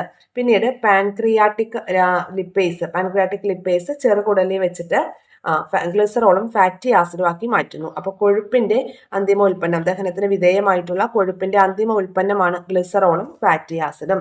ക്ലിയർ ആയല്ലോ? ഗ്ലിസറോളും ഫാറ്റി ആസിഡും ആണ് നമ്മുടെ കൊഴുപ്പിന്റെ അന്തിമ ഉൽപ്പന്നങ്ങൾ എന്ന കാര്യം ഓർത്തു വെക്കുക. ഇനി അടുത്തത് ഇവിടെ എന്താ വന്നിരിക്കുന്നത്? വായ. ഉമിനീർ ഗ്രന്ഥി ഉൽപ്പാദിപ്പിക്കുന്ന ഉമിനീരിലെ സലൈവറി അമിലേസിന്റെ സഹായത്തോടു കൂടിയാണ് അന്നജത്തിന്റെ ദഹനം ആരംഭിക്കുന്നത്. അന്നനാളമാണെങ്കിൽ പെരിസ്റ്റാൾസിസ് മൂവ്മെന്റ് ആണ് ആഹാരത്തിനെ നമ്മുടെ ആമാശയത്തിലേക്ക് എത്തിക്കുന്നത്. പറഞ്ഞ കാര്യം തന്നെയാണ് വീണ്ടും വീണ്ടും റിപ്പീറ്റ് ചെയ്യുന്നത്. അതായത് ആ ഒരു ചാപ്റ്റർ, അത്രയും ലെങ്തി ആയിട്ടുള്ള ചാപ്റ്റർ, ഏറ്റവും ചെറിയ ചെറിയ ക്യാപ്സ്യൂളുകളായിട്ട് ഒരു സ്പൂൺ ഫീഡിങ് പോലെ കുട്ടികളിലേക്ക് എങ്ങനെ എൻട്രി ചെയ്യിക്കാം എന്നുള്ളതിന്റെ ഏറ്റവും സിംപ്ലിഫൈഡ് ആയിട്ടുള്ള നോട്ടാണ് ഈ തന്നിരിക്കുന്നത് അല്ലെ. അപ്പൊ ആമാശയത്തിന്റെ കാര്യം നോക്കാം. ആമാശയം എന്താ ചെയ്യുന്നത്? ആമാശയ ഗ്രന്ഥികളിൽ ഉൽപ്പാദിപ്പിക്കുന്ന ആമാശയ രസത്തിലെ ഹൈഡ്രോക്ലോറിക് ആസിഡ് ആഹാരത്തിലെ രോഗാണുക്കളെ നശിപ്പിക്കുന്നു, pH ക്രമീകരിക്കുന്നു. അതുപോലെ ഇതിലെ എൻസൈമുകളായിട്ടുള്ള പെപ്സിൻ എന്താ ചെയ്യുന്നത്? പ്രോട്ടീനുകളെ ഭാഗികമായി ദഹിപ്പിക്കുന്നു. ലിപ്പേസുകൾ കൊഴുപ്പിന്റെ ദഹനത്തെ സഹായിക്കുന്നു. ശ്ലേഷ്മം ദഹനരസങ്ങളുടെ പ്രവർത്തനത്തിൽ നിന്ന് ആമാശയ ഭിത്തിയെ സംരക്ഷിക്കുന്നു. ഇനി അടുത്തത് ചെറുകുടൽ. പറഞ്ഞ കാര്യമാണ്, വീണ്ടും റിപ്പീറ്റ് വരുന്നു. കരള്, പാൻക്രിയാസ് എന്നിവ ഉൽപ്പാദിപ്പിക്കുന്ന ദഹനരസങ്ങൾ ചെറുകുടലിലെത്തി ദഹനത്തെ സഹായിക്കുന്നു. ചെറുകുടലിൽ ഉൽപ്പാദിപ്പിക്കുന്ന ഇന്റസ്റ്റൈനൽ ജ്യൂസിലെ വിവിധ കാർബോഹൈഡ്രേറ്റ്സുകൾ സങ്കീർണ കാർബോഹൈഡ്രേറ്റുകളെ ലഘുഘടകങ്ങളായ ഗ്ലൂക്കോസ്, ഫ്രക്ടോസ്, ഗാലക്ടോസ് എന്നിവയാക്കി മാറ്റുന്നു. പ്രോട്ടിയേസുകൾ പ്രോട്ടീനെ അമിനോ ആസിഡുകളാക്കുന്നു. ലഘു പോഷക ഘടകങ്ങൾ, ജലം, വിറ്റാമിനുകൾ, ധാതുക്കൾ എന്നിവയുടെ ആഗിരണം മുഖ്യമായും ചെറുകുടലിൽ വെച്ചിട്ടാണ് നടക്കുന്നത്. ഇനി കരളിന്റെ ഡ്യൂട്ടി എങ്ങനെയാണ്? പിത്തരസം ഉൽപ്പാദിപ്പിക്കുന്നു, പിത്താശയത്തിൽ സംഭരിക്കുന്നു. പിത്തരസത്തിൽ എൻസൈമുകളില്ല. ഇത് പക്വാശയത്തിലെത്തി കൊഴുപ്പിനെ ചെറുകണികളാക്കുകയും pH ക്രമീകരിക്കുകയും ചെയ്യുന്നു. ഓക്കെ, പിത്തരസം എന്ത് ചെയ്യുന്നുണ്ട്? കൊഴുപ്പിനെ ചെറുകണികളാക്കാൻ ഹെൽപ്പ് ചെയ്യുന്നുണ്ട്, pH ക്രമീകരിക്കാൻ ഹെൽപ്പ് ചെയ്യുന്നുണ്ട്. ഇനി പാൻക്രിയാസ് എങ്ങനെയാണ്? പാൻക്രിയാറ്റിക് ജ്യൂസ് ആണ് ഉൽപ്പാദിപ്പിക്കുന്നത്. പാൻക്രിയാറ്റിക് ജ്യൂസ് ഉൽപ്പാദിപ്പിക്കുന്നു. ഇത് പക്വാശയത്തിലെത്തി ദഹനത്തെ ഹെൽപ്പ് ചെയ്യുന്നു. ഇതിലെ പാൻക്രിയാറ്റിക് അമിലേസ് അന്നജത്തെ ഭാഗികമായി ദഹിപ്പിക്കുന്നു. ട്രിപ്സിൻ പ്രോട്ടീനുകളെ ഭാഗികമായി ദഹിപ്പിക്കുന്നു. ലിപ്പേസുകൾ കൊഴുപ്പിനെ പൂർണ്ണമായും ദഹിപ്പിച്ച് ഫാറ്റി ആസിഡും ഗ്ലിസറോളുമാക്കി മാറ്റുന്നു. ഇവിടെ ഓർക്കണേ, നമ്മള് പെപ്സിന്റെ കാര്യവും ട്രിപ്സിന്റെ കാര്യവും പറഞ്ഞു. അപ്പോൾ ആമാശയത്തിൽ പ്രോട്ടീനെ ദഹിപ്പിക്കുന്നത് പെപ്സിനാണ്. ചെറുകുടലിൽ പ്രോട്ടീനെ ദഹിപ്പിക്കുന്നത് ട്രിപ്സിനാണ്. ഓക്കെ, ചെറുകുടലിലാണെങ്കിൽ പ്രോട്ടീനെ ദഹിപ്പിക്കുന്നത് ട്രിപ്സിനാണ്, അതുപോലെ ആമാശയത്തിലാണെങ്കിൽ പെപ്സിനാണ്. അപ്പൊ ചെറുകുടൽ കഴിഞ്ഞ് നമുക്ക് വൻകുടൽ നോക്കാം. ദഹന വിധേയമാകാത്ത ആഹാര പദാർത്ഥങ്ങൾ ഇവിടെ എത്തുന്നു. അവശേഷിക്കുന്ന ജലവും ലവണങ്ങളും ആഗിരണം ചെയ്ത് വൻകുടലിൽ വെച്ചിട്ട് ആഗിരണം ചെയ്യുന്നുണ്ട്. ഇവിടെ ബാക്ടീരിയകളുണ്ട്. ഏതൊക്കെ? വൈറ്റമിൻ കെ പ്രൊഡ്യൂസ് ചെയ്യുന്ന ബാക്ടീരിയ, ബി കോംപ്ലക്സ് ബാക്ടീരിയകളുണ്ട്. അപ്പോൾ ഇവരെന്ത് ചെയ്യും? വൈറ്റമിൻ കെയും ബി കോംപ്ലക്സും ഉൽപ്പാദിപ്പിക്കുന്നു. ദഹനാവശിഷ്ടത്തെ മലാശയത്തിലേക്ക് എത്തിച്ച് മലദ്വാരത്തിലൂടെ പുറന്തള്ളുന്നു. ഇനി ഈ ചെറു ഘടകങ്ങളാക്കി അല്ലെ ലഘു പോഷകങ്ങളാക്കി ഇനി ഇത് നമ്മുടെ ശരീരത്തിലേക്ക് ആഗിരണം ചെയ്യപ്പെടണമല്ലോ. ഇനി അതിനെ കുറിച്ചാണ് പറയുന്നത്. 6 മീറ്ററോളം നീളമുള്ളതും 2.5 സെന്റിമീറ്ററോളം വ്യാസമുള്ളതുമായ നീണ്ട ചുരുണ്ട പേശി നിർമ്മിതമായിട്ടുള്ള ചെറുകുടൽ. ഇതിന്റെ ആദ്യ ഭാഗമാണ് പക്വാശയം. ചെറുകുടലിന്റെ സവിശേഷ ഘടന ദഹനത്തിനും ആഗിരണ പ്രക്രിയയ്ക്കും ഏറെ സഹായകമാണ്. ഉൾഭിത്തിയിലുടനീളം വിരലുകൾ പോലെയുള്ള ഭാഗങ്ങൾ കാണപ്പെടുന്നു. ഇതാണ് വില്ലസുകൾ. PSCയുടെ ചോദ്യമാണ്. വില്ലസുകൾ ഇവ ചെറുകുടലിന്റെ ആഗിരണ പ്രതല വിസ്തീർണം അനേകം മടങ്ങ് വർദ്ധിപ്പിക്കുന്നുണ്ട്. ഓക്കെ, അപ്പോ ചെറുകുടലിന്റെ ഉൾഭിത്തിയിലുടനീളം വിരലുകൾ പോലെയുള്ള ഭാഗങ്ങൾ കാണപ്പെടുന്നുണ്ട്. വില്ലസുകൾ എന്നറിയപ്പെടുന്ന ഈ ഭാഗമാണ് ചെറുകുടലിലെ ആഗിരണ പ്രതല വിസ്തീർണം അനേകം മടങ്ങ് വർദ്ധിപ്പിക്കുന്നത്. വില്ലസിന്റെ സ്ട്രക്ചർ തന്നിട്ടുണ്ട്. വില്ലസ് ഒറ്റനിര കോശങ്ങളാണ്. എന്ത് കോശം? ഒറ്റനിര എപ്പിത്തീലിയൽ കോശമാണ്. പോഷകാഗിരണത്തിനുള്ള പ്രാഥമിക പ്രതലമാണ്. ഈ ഒരു ഭാഗത്തെ നമുക്ക് വില്ലസുകളെ കുറിച്ചുള്ള സ്റ്റേറ്റ്മെന്റ് വൈസ് ക്വസ്റ്റ്യൻ സ്കോപ്പുള്ള ഭാഗമാണ് കേട്ടോ. ഇനി ഈ വില്ലസുകൾക്കുള്ളിൽ വിരലുകൾ പോലെയുള്ള സ്ട്രക്ചേഴ്സ് ആണ്. അതിനുള്ളിൽ ലാക്ടിയലുകളും കാണാനായിട്ട് സാധിക്കും, അതുപോലെ രക്തലോമികകളും കാണാനായിട്ട് സാധിക്കും. അപ്പോൾ രക്തലോമികകൾ എന്ന് പറയുമ്പോൾ ഒരു ധമനി ശാഖ വില്ലസിലേക്ക് പ്രവേശിച്ച് ലോമികകളെ രൂപപ്പെടുത്തുന്നു. ലോമികകൾ കൂടിച്ചേർന്ന് സിരകളായി പുറത്തു പോകുന്നു. ഇതൊക്കെ നമ്മൾ പഠിച്ചതല്ലേ? ലോമികകൾ കൂടിച്ചേർന്ന് സിരകളായി പുറത്തു പോകുന്നു.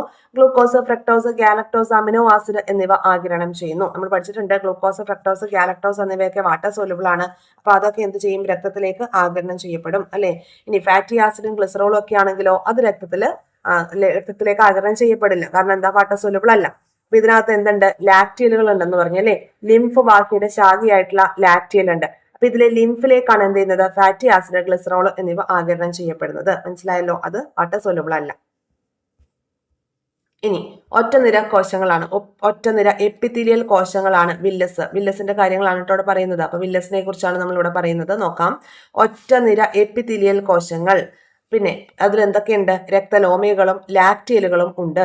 രക്തലോമികകൾ എന്ന് പറയുമ്പോൾ ഒരു ധമനി ശാഖ വില്ലസിലേക്ക് പ്രവേശിച്ച് ലോമികകളെ രൂപപ്പെടുത്തുകയാണ് ചെയ്യുന്നത്. ലോമികകൾ കൂടിച്ചേർന്ന് സിരകളായി പുറത്തേക്ക് പോവുകയും ചെയ്യുന്നു.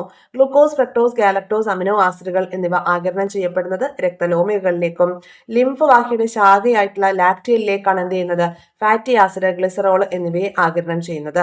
ഫാറ്റി ആസിഡ്, ഗ്ലിസറോൾ എന്നിവ വാട്ടർ സോലുബിൾ അല്ല. മനസ്സിലായോ? Fatty acid, glycerol water soluble അല്ല. എന്നാൽ ഗ്ലൂക്കോസ്, ഫ്രക്ടോസ്, ഗാലക്ടോസ് എന്നിവ അമിനോ ആസിഡുകൾ എന്നിവ വാട്ടർ സോലുബിൾ ആണ്. അതുകൊണ്ട് അവ രക്തത്തിലേക്ക് ആഗിരണം ചെയ്യപ്പെടുന്നു. ഫാറ്റി ആസിഡ്, ഗ്ലിസറോൾ എന്താണ്? വാട്ടർ സോലുബിൾ അല്ല. അവയെ ലിംഫിലേക്കാണ് ആഗിരണം ചെയ്യപ്പെടുന്നത്, അല്ലെങ്കിൽ ലാക്റ്റിയലിലേക്കാണ് ആഗിരണം ചെയ്യപ്പെടുന്നത്. ഇനി വീണ്ടും ഇത് തന്നെയാണ് തന്നിരിക്കുന്നത്. ഒന്നുകൂടെ നോക്കാം. ചെറുകുടലിൽ കാണപ്പെടുന്ന വിരലുകൾ പോലെയുള്ള ഭാഗങ്ങളാണ് എന്ത്? വില്ലസുകൾ. ഒറ്റനിര എപ്പിത്തീലിയൽ കോശങ്ങൾ കൊണ്ട് നിർമ്മിതമാണ്. ചെറിയ വിരൽ പോലെയുള്ള ഭാഗമാണ്. പ്രതല വിസ്തീർണം അനേകം മടങ്ങ് വർദ്ധിപ്പിക്കുന്നുണ്ട്. രക്തലോമികകളിൽ glucose, fructose, galactose, amino acid എന്നിവയെ ആഗിരണം ചെയ്യുന്നു. ഇവ സിരയായി പുറത്തേക്ക് പോകുന്നു. പിന്നെയോ ലാക്റ്റിയലിൽ ലിംഫിലേക്ക് ഫാറ്റി ആസിഡ്, ഗ്ലിസറോൾ എന്നിവ ആഗിരണം ചെയ്യപ്പെടുന്നു. ഇനിയാണ് നമുക്ക് ധമനി എന്താണ്, ലോമിക എന്താണ്, സിര എന്താണ് എന്നൊന്ന് നോക്കാം. ഓക്കെ, ധമനി എന്ന് പറയുമ്പോൾ ഇതൊക്കെ നമ്മൾ കഴിഞ്ഞ ഒരു ചാപ്റ്ററിൽ, കഴിഞ്ഞ ദിവസത്തെ ക്ലാസ്സിൽ പഠിച്ചതാണ് അല്ലെ. ധമനി അല്ലെങ്കിൽ ആർട്ടറി എന്ന് പറഞ്ഞാൽ എന്താണ്? ഹൃദയത്തിൽ നിന്ന് ശുദ്ധരക്തത്തെ സംവഹിക്കുന്നത് അല്ലെ. ധമനി അല്ലെങ്കിൽ ആർട്ടറി എന്ന് പറയുന്നത് ഹൃദയത്തിൽ നിന്ന് ശുദ്ധരക്തത്തെ സംവഹിക്കുന്നതാണ്. കട്ടി കൂടിയ ഇലാസ്റ്റികതയുള്ള ഭിത്തിയാണ്. രക്തം ഉയർന്ന സമ്മർദ്ദത്തിലും വേഗത്തിലും ഒഴുകുന്നുണ്ട്. ഹൃദയത്തിൽ നിന്നും രക്തം വഹിക്കുന്നുണ്ട്. ഓക്കെ, ഹൃദയത്തിൽ നിന്നും രക്തം വഹിക്കുന്നുണ്ട്. അത് കട്ടി കൂടിയ ഇലാസ്റ്റികതയുള്ള ഭിത്തിയാണ് ധമനികൾക്കുള്ളത്. ഇനി നമ്മൾ പറഞ്ഞിരുന്നല്ലോ എന്താണ്? അശുദ്ധ രക്തം വഹിക്കുന്ന ധമനിയാണ് എന്ത്? ശ്വാസകോശ ധമനി എന്ന് പറയുന്നത്. സാധാരണ ധമനികളൊക്കെ എന്താ ചെയ്യുക? ശുദ്ധ രക്തമാണ് വഹിക്കുന്നത്. എന്നാൽ അശുദ്ധ രക്തം വഹിക്കുന്ന ധമനിയാണ് ശ്വാസകോശ ധമനി എന്ന് പറയുന്നത്. ഇനി അടുത്തത് ലോമിക എന്ന് പറയുമ്പോൾ ഒറ്റ നിരകോശങ്ങളാൽ നിർമ്മിതമായിട്ടുള്ളതാണ്. ഒറ്റ നിരകോശമുള്ള ഭിത്തിയാണ്. ഭിത്തിയിൽ അതിസൂക്ഷ്മ സുഷിരങ്ങളുണ്ട്. ലോമികകളുടെ ഭിത്തിയിൽ അതിസൂക്ഷ്മ സുഷിരങ്ങളുണ്ട്. രക്തസമ്മർദ്ദം അല്ലെ രക്തം കുറഞ്ഞ മർദ്ദത്തിലും വേഗത്തിലുമാണ് ഒഴുകുന്നത്. ധമനികളിലാണെങ്കിൽ എങ്ങനെയാണ്? ഉയർന്ന മർദ്ദത്തിലും വേഗത്തിലുമാണ് ഒഴുകുന്നത്. പക്ഷേ ലോമികകളിൽ എങ്ങനെയാണ്? കുറഞ്ഞ മർദ്ദത്തിലും വേഗത്തിലുമാണ് ഒഴുകുന്നത്. ഇനി സിര എന്ന് പറയുമ്പോൾ എന്താ ചെയ്യുന്നത്? കട്ടി കുറഞ്ഞ ഭിത്തിയാണ്. രക്തം കുറഞ്ഞ മർദ്ദത്തിലും വേഗത്തിലുമാണ് ഒഴുകുന്നത്. വാൽവുകൾ കാണപ്പെടുന്നു. ഹൃദയത്തിലേക്ക് രക്തം വഹിക്കുന്നു. മനസ്സിലായോ?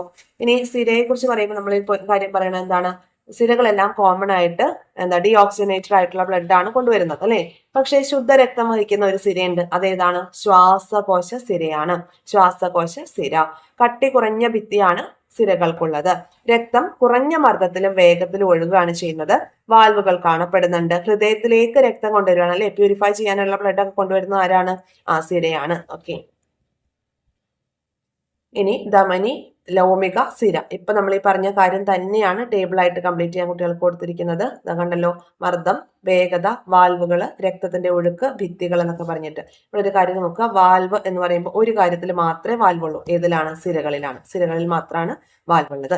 അതുപോലെ കട്ടി കൂടിയ അല്ലെങ്കിൽ ഇലാസ്റ്റികതയോട് കൂടിയിട്ടുള്ള ഭിത്തികൾ കാണപ്പെടുന്നത് ധമനിയിലാണ്. ബാക്കിയുള്ളതിലൊക്കെ എങ്ങനെയാണ്? കട്ടി കുറഞ്ഞ ഭിത്തികളാണ്. മനസ്സിലായോ? പിന്നെ ഉയർന്ന മർദ്ദത്തിൽ രക്തം പോകുന്നത് ഏതിൽ മാത്രമാണ്? ഉയർന്ന മർദ്ദത്തിൽ രക്തം പോകുന്നത് ധമനിയിലൂടെ മാത്രമാണ്. ഓക്കെ, ഇനി പോർട്ടൽ സിരകളെ കുറിച്ച് നോക്കാം. പോർട്ടൽ സിര എന്താണ്? പോർട്ടൽ സിര ചില സിരകൾ ഹൃദയത്തിലേക്ക് നേരിട്ട് രക്തം എത്തിക്കുന്നതിന് പകരം അവയവങ്ങളിൽ നിന്ന് അവയവങ്ങളിലേക്ക് രക്തത്തെ വഹിക്കുന്നുണ്ട്. ഇത്തരം സിരകളാണ് പോർട്ടൽ സിരകൾ. ഇത്തരം സിരകളെ നമ്മൾ എന്ത് പറയും? പോർട്ടൽ സിരകൾ എന്ന് പറയും. കഴിഞ്ഞ ദിവസം നമ്മൾ പഠിച്ചതാണ് ഹെപ്പാറ്റിക് പോർട്ടൽ വ്യവസ്ഥ പഠിച്ചത് ഓർക്കുന്നുണ്ടോ? ഓക്കെ, അപ്പോൾ ചില സിരകൾ ഹൃദയത്തിലേക്ക് നേരിട്ട് രക്തം എത്തിക്കുന്നതിന് പകരം അവയവം ടു അവയവം, അവയവത്തിൽ നിന്ന് അവയവത്തിലേക്ക് രക്തത്തെ വഹിക്കുന്നുണ്ട്. ഇത്തരം സിരകളെ പോർട്ടൽ സിരകൾ എന്ന് പറയാം. ചെറുകുടലിൽ നിന്ന് രക്തത്തിലേക്ക് ആഗിരണം ചെയ്യപ്പെടുന്ന പോഷക ഘടകങ്ങളെ കരളിലെത്തിക്കുന്ന ഹെപ്പാറ്റിക് പോർട്ടൽ സിര ഇതിന് ഉദാഹരണമാണ്. ഹെപ്പാറ്റിക് പോർട്ടൽ സിരയാണ് ഇതിന് ഉദാഹരണമായിട്ട് പറയുന്നത്. എന്താണ് പറഞ്ഞത്? ചില സിരകൾ ഹൃദയത്തിലെത്താതെ അവയവത്തിൽ നിന്ന് അവയവത്തിലേക്ക് രക്തം വഹിക്കുന്നു. ഇത്തരം സിരകളെയാണ് പോർട്ടൽ സിരകൾ എന്ന് പറയുന്നത്. അവ ഒരവയവത്തിൽ നിന്ന് ലോമികകളായി ആരംഭിക്കും, എന്നിട്ട് മറ്റൊരു അവയവത്തിൽ ലോമികകളായി അവസാനിക്കും. മനസ്സിലായോ? അപ്പൊ പോർട്ടൽ സിരകൾ ഉൾപ്പെട്ട രക്തപര്യനമാണ് നമ്മുടെ ഹെപ്പാറ്റിക് പോർട്ടൽ വ്യവസ്ഥ എന്ന് പറയുന്നത്. അതിന് എക്സാമ്പിൾ ആണ് ഹെപ്പാറ്റിക് പോർട്ടൽ സിര. ഇനി പോർട്ടൽ സിരകളെ കുറിച്ച് തന്നിരിക്കുന്നു. രക്തം നേരിട്ട് ഹൃദയത്തിലേക്ക് എത്തിക്കുന്നില്ല. രക്തം നേരിട്ട് ഹൃദയത്തിലേക്ക് എത്തിക്കുന്നില്ല, പകരം അവയവങ്ങളിൽ നിന്ന് അവയവങ്ങളിലേക്കാണ് എത്തിക്കുക. ഉദാഹരണമാണ് ഹെപ്പാറ്റിക് സിര. ഹെപ്പാറ്റിക് സിര. ഓക്കെ. ഇനി ചെറുകുടലിൽ നിന്നും പോഷകങ്ങൾ കരളിലേക്ക് എത്തിക്കും. ചെറുകുടലിൽ നിന്ന് പോഷകങ്ങൾ എന്ത് ചെയ്യും? കരളിലേക്ക് എത്തിക്കുന്ന എന്ന ഡ്യൂട്ടി കൂടി ആർക്കുണ്ട്? ഹെപ്പാറ്റിക് സിര. ഹെപ്പാറ്റിക് എന്ന് പറയുമ്പോൾ എന്താണ്? കരളുമായി ബന്ധപ്പെട്ടതാണ്. അപ്പോൾ ഇവിടെ ഈ ഒരു കാര്യത്തില് ഹെപ്പാറ്റിക് സിര എന്താ ചെയ്യുന്നത്? ചെറുകുടലിൽ നിന്നും പോഷകങ്ങൾ കരളിലേക്ക് എത്തിക്കുന്ന സിരയാണ് ഹെപ്പാറ്റിക് സിര. ഇനി ഈ ഫ്ലോ ചാർട്ടിലുള്ളത് എന്താണെന്ന് വെച്ചാൽ ചെറുകുടലിൽ നിന്ന് ലഘു പോഷകങ്ങൾ എങ്ങനെയാണ് ഹൃദയത്തിലേക്ക് എത്തുന്നത് എന്ന കാര്യമാണ്. മനസ്സിലായോ? നമ്മൾ പറഞ്ഞില്ലേ അമിനോ ആസിഡും ഗ്ലൂക്കോസും ഒക്കെ എന്ത് ചെയ്യുന്നുണ്ട്? വില്ലസിലെ രക്തലോമിയകളിലേക്ക് ആഗിരണം ചെയ്യപ്പെടുന്നു. അതുപോലെ ഫാറ്റി ആസിഡും ഗ്ലിസറോളും ആണെങ്കിൽ ലാക്റ്റിയലിലേക്കാണ് ആഗിരണം ചെയ്യപ്പെടുക, അല്ലെ? അപ്പോൾ ലാക്റ്റിയലിൽ നിന്ന് ലിംഫ് വാഹി വഴി അത് മഹാസിരയിലേക്ക് എത്തും. ഇനി വില്ലസിലേക്ക് ആഗിരണം ചെയ്യപ്പെട്ടിട്ടുള്ള അമിനോ ആസിഡും ഗ്ലിസറോളും അല്ലെങ്കിൽ ഗ്ലൂക്കോസും ഒക്കെ എന്ത് ചെയ്യും? ഹെപ്പാറ്റിക് സിര വഴി കരളിലെത്തും. ഓക്കെ. ഇനി കരളിൽ നിന്ന് പോർട്ടൽ സിര വഴി, നമ്മളിപ്പോ പറഞ്ഞ പോർട്ടൽ വ്യവസ്ഥ ഉണ്ടല്ലോ, എന്താണ്? അവയവം ടു അവയവമാണ് കണക്ട് ചെയ്യുന്നതെന്ന്, രക്തം വഹിക്കുന്നതെന്ന്. അപ്പൊ അങ്ങനെ ഒരു പോർട്ടൽ സിര വഴി എന്ത് ചെയ്യും? കരളിൽ നിന്ന് മഹാസിരയിലേക്ക് നമ്മൾ ഈ പറഞ്ഞിട്ടുള്ള വില്ലസിലൂടെ ആഗിരണം ചെയ്യപ്പെട്ടിട്ടുള്ള അമിനോ ആസിഡും ഗ്ലൂക്കോസും ഒക്കെ എന്ത് ചെയ്യും? ഈ ഒരു മഹാസിരയിലേക്ക് എത്തും. ഓക്കെ. എന്നിട്ട് മഹാസിര എന്ന് പറയുമ്പോൾ രണ്ട് മഹാസിരകൾ നമ്മൾ പഠിച്ചിട്ടുണ്ട്, അധോ മഹാസിരയും ഊർധ്വ മഹാസിരയും. അപ്പൊ ഈ രണ്ട് മഹാസിര വഴി രക്തം എങ്ങോട്ട് വരും? ഹൃദയത്തിലേക്ക് വരും. പിന്നീട് അവിടെ നിന്ന് പ്യൂരിഫൈ ചെയ്ത് കഴിയുമ്പോൾ ശരീരത്തിലെ വിവിധ ഭാഗങ്ങളിലേക്ക് പോകും. അപ്പൊ ആ കൂട്ടത്തിൽ എന്ത് ചെയ്യുന്നുണ്ട്? നമ്മുടെ ഈ ഒരു ലഘു പോഷക ഘടകങ്ങളൊക്കെ നമ്മുടെ ബോഡിയുടെ ഡിഫറെന്റ് പാർട്ടിലേക്ക് എത്തും. ക്ലിയർ അല്ലേ? ഇത് ഒന്നുകൂടി പറയണോ? ഒന്നുകൂടി നോക്കാം. ഇതാ നോക്ക്. അമിനോ ആസിഡും ഗ്ലൂക്കോസും. ഈ അമിനോ ആസിഡും ഗ്ലൂക്കോസും ഒക്കെ ചെറുകുടലിൽ നിന്ന് വില്ലസിലെ രക്തലോമികൾ വഴിയാണ് ആഗിരണം ചെയ്യപ്പെടുന്നത്. അത് ഹെപ്പാറ്റിക് സിര വഴി കരളിലേക്ക് എത്തുന്നു. അതുപോലെ ഫാറ്റി ആസിഡ് ഗ്ലിസറോൾ ഇത് എന്ത് ചെയ്യുന്നത്? വില്ലസിലെ ലാക്റ്റിയലിലേക്കാണ് ആഗിരണം ചെയ്യപ്പെടുന്നത്. ലാക്റ്റിയലിൽ നിന്ന് ലിംഫ് വാഹി വഴി അത് മഹാസിരയിലേക്ക് എത്തും. ഓക്കെ.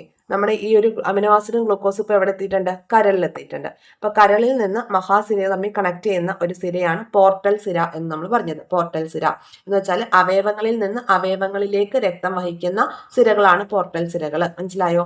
അപ്പോൾ ഈ ഒരു മഹാസിരയിലേക്ക് ഇപ്പൊ എന്തൊക്കെ എത്തിയിട്ടുണ്ട്? ഫാറ്റി ആസിഡും ഗ്ലിസറോളും എത്തി, അമിനോ ആസിഡും ഗ്ലൂക്കോസും എത്തി. എന്നിട്ട് ഊർധ്വ മഹാസിര വഴിയും അധോ മഹാസിര വഴിയും ഒക്കെ രക്തം എന്ത് ചെയ്യാണ്? പ്യൂരിഫൈ ചെയ്യാൻ വേണ്ടിയിട്ട് ഹൃദയത്തിലേക്ക് എത്തുകയാണ്, അല്ലേ? അപ്പൊ അവിടെ നിന്ന് ഇത്രയും കാര്യങ്ങൾ ഇപ്പൊ എവിടെ എത്തി? ഹൃദയത്തിലേക്ക് എത്തി. അവിടെ നിന്ന് പ്യൂരിഫൈഡ് ആയിട്ടുള്ള ബ്ലഡിന്റെ കൂടെ ഈ ലഘു പോഷക ഘടകങ്ങളെല്ലാം എന്ത് ചെയ്യും? ശരീരത്തിന്റെ വിവിധ ഭാഗങ്ങളിലേക്ക് എത്തുന്നു. ഇനി അടുത്ത് നമുക്ക് പഠിക്കാനുള്ളത് രക്തവും ലിംഫും എന്ന് പറയുന്ന ഭാഗമാണ്. രക്തവും ലിംഫും നോക്കാം. ഇവിടെ ഇൻകംപ്ലീറ്റ് ആയിട്ട് ടേബിൾ തന്നിരിക്കുകയാണ്. അതിന്റെ കംപ്ലീറ്റ് ആയിട്ടുള്ള വേർഷനാണ് ഇവിടെ. ഓക്കെ. അപ്പൊ രക്തത്തിൽ നമ്മൾ പഠിച്ചിട്ടുണ്ട് 55% പ്ലാസ്മയും ബാക്കി 45% രക്തകോശങ്ങളും ആണെന്ന്, അല്ലെ? അതിൽ തന്നെ പ്ലാസ്മയിൽ എന്തൊക്കെയുണ്ട്? പ്ലാസ്മയിൽ ജലമുണ്ട്, പ്രോട്ടീൻ ഉണ്ട്, അല്ലെ? ജലവും ഉണ്ട്, അതുപോലെ തന്നെ പ്രോട്ടീനും ഉണ്ട്. അപ്പൊ ഈ പ്രോട്ടീൻ എന്ന് പറയുമ്പോൾ രക്തത്തിലെ ആ ഒരു പ്രോട്ടീൻ ഏതൊക്കെയാണെന്ന് നമ്മൾ പഠിച്ചിട്ടുണ്ട്. പ്ലാസ്മ പ്രോട്ടീൻസ് ഏതൊക്കെയാണെന്ന് നമ്മൾ പഠിച്ചിട്ടുണ്ട്. ഏതൊക്കെയാണ്? ആൽബുമിൻ, ഗ്ലോബുലിൻ, ഫൈബ്രിനോജൻ, മറ്റു ഘടകങ്ങളും ഉണ്ട്. ഓക്കെ. അപ്പൊ അതില് 7 to 8% എന്താണ്? പ്രോട്ടീൻസ് ആണ്. പിന്നെ ജലം എന്ന് പറയുമ്പോൾ എത്രയാണ്? 92% ആണ്. നമ്മൾ കഴിഞ്ഞ ക്ലാസ്സിൽ പഠിച്ച കാര്യമാണിത്. 92% ആണ് എന്തെന്ന് പറയുന്നത്? ജലം, അല്ലെ? ഏതിലെ ജലത്തിന്റെ കാര്യമാണ് പറയുന്നത്? പ്ലാസ്മയിലെ ജലത്തിന്റെ ഘടകമാണ്. രക്തത്തില് 55% പ്ലാസ്മയും 45% രക്തകോശങ്ങളുമാണ്.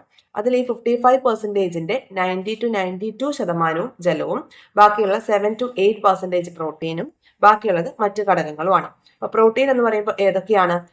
ആൽബുമിൻ, ഗ്ലോബുലിൻ, ഫൈബ്രിനോജൻ എന്നിവയാണ് പ്ലാസ്മ പ്രോട്ടീനുകൾ. ഇത് ഇമ്പോർട്ടന്റ് ആണ്.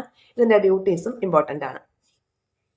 പിന്നെ വരുന്നത് രക്തകോശങ്ങൾ എന്ന് പറയുമ്പോൾ ചുവന്ന രക്തകോശങ്ങൾ, വെളുത്ത രക്തകോശങ്ങൾ, platelet, RBC, WBC, platelet. RBC എന്ന് പറയുമ്പോൾ എന്തിനാണ്? ഓക്സിജന്റെ സംവഹനം. വെളുത്ത രക്തകോശങ്ങൾ WBC എന്ന് പറയുമ്പോൾ രോഗപ്രതിരോധ ശേഷിക്ക്. പ്ലേറ്റ്ലെറ്റ് എന്ന് പറയുന്നതോ രക്തം കട്ട പിടിക്കുന്നതിന് സഹായിക്കുന്നതാണ് പ്ലേറ്റ്ലെറ്റ്. പിന്നെ അടുത്തൊരു ഭാഗത്തേക്ക് വരുമ്പോൾ ടിഷ്യൂ ദ്രവത്തെക്കുറിച്ചും ലിംഫിനെ കുറിച്ചുമാണ് പറയുന്നത്.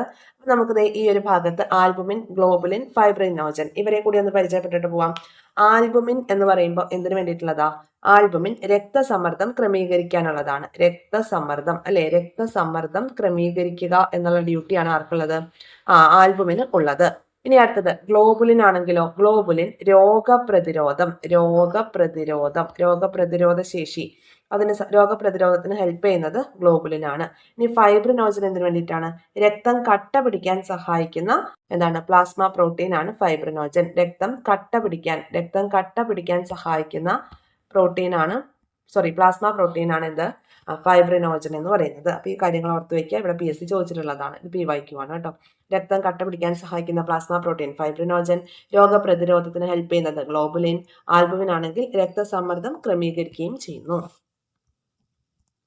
ഇനി ടിഷ്യൂ ദ്രവം എന്താണ് ടിഷ്യൂ ദ്രവം? ലോമികകളിലൂടെ, നമ്മൾ നേരത്തെ പറഞ്ഞില്ലേ ലോമികകളിൽ എന്തുണ്ട്? ചെറു സുഷിരങ്ങളുണ്ട് എന്ന് നമ്മൾ പറഞ്ഞിട്ടുണ്ടായിരുന്നു, ഓർക്കുന്നുണ്ടോ? ലോമികകളിലൂടെ രക്തം പ്രവഹിക്കുമ്പോൾ ലോമികാ ഭിത്തിയിലെ ചെറു സുഷിരങ്ങളിലൂടെ രക്തത്തിലെ ദ്രാവക ഭാഗം കോശങ്ങൾക്കിടയിലേക്ക് ഊറിയിറങ്ങും. ഈ ദ്രാവകമാണ് ടിഷ്യൂ ദ്രവം.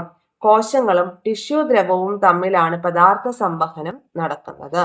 ഓർത്തു വയ്ക്കുക, ലോമികളിലൂടെ രക്തം പ്രവഹിക്കുമ്പോൾ ലോമികാ ഭിത്തിയിലെ ചെറു സുഷിരങ്ങളിലൂടെ രക്തത്തിലെ ദ്രാവക ഭാഗം കോശങ്ങൾക്കിടയിലേക്ക് ഊറിയിറങ്ങുന്നു.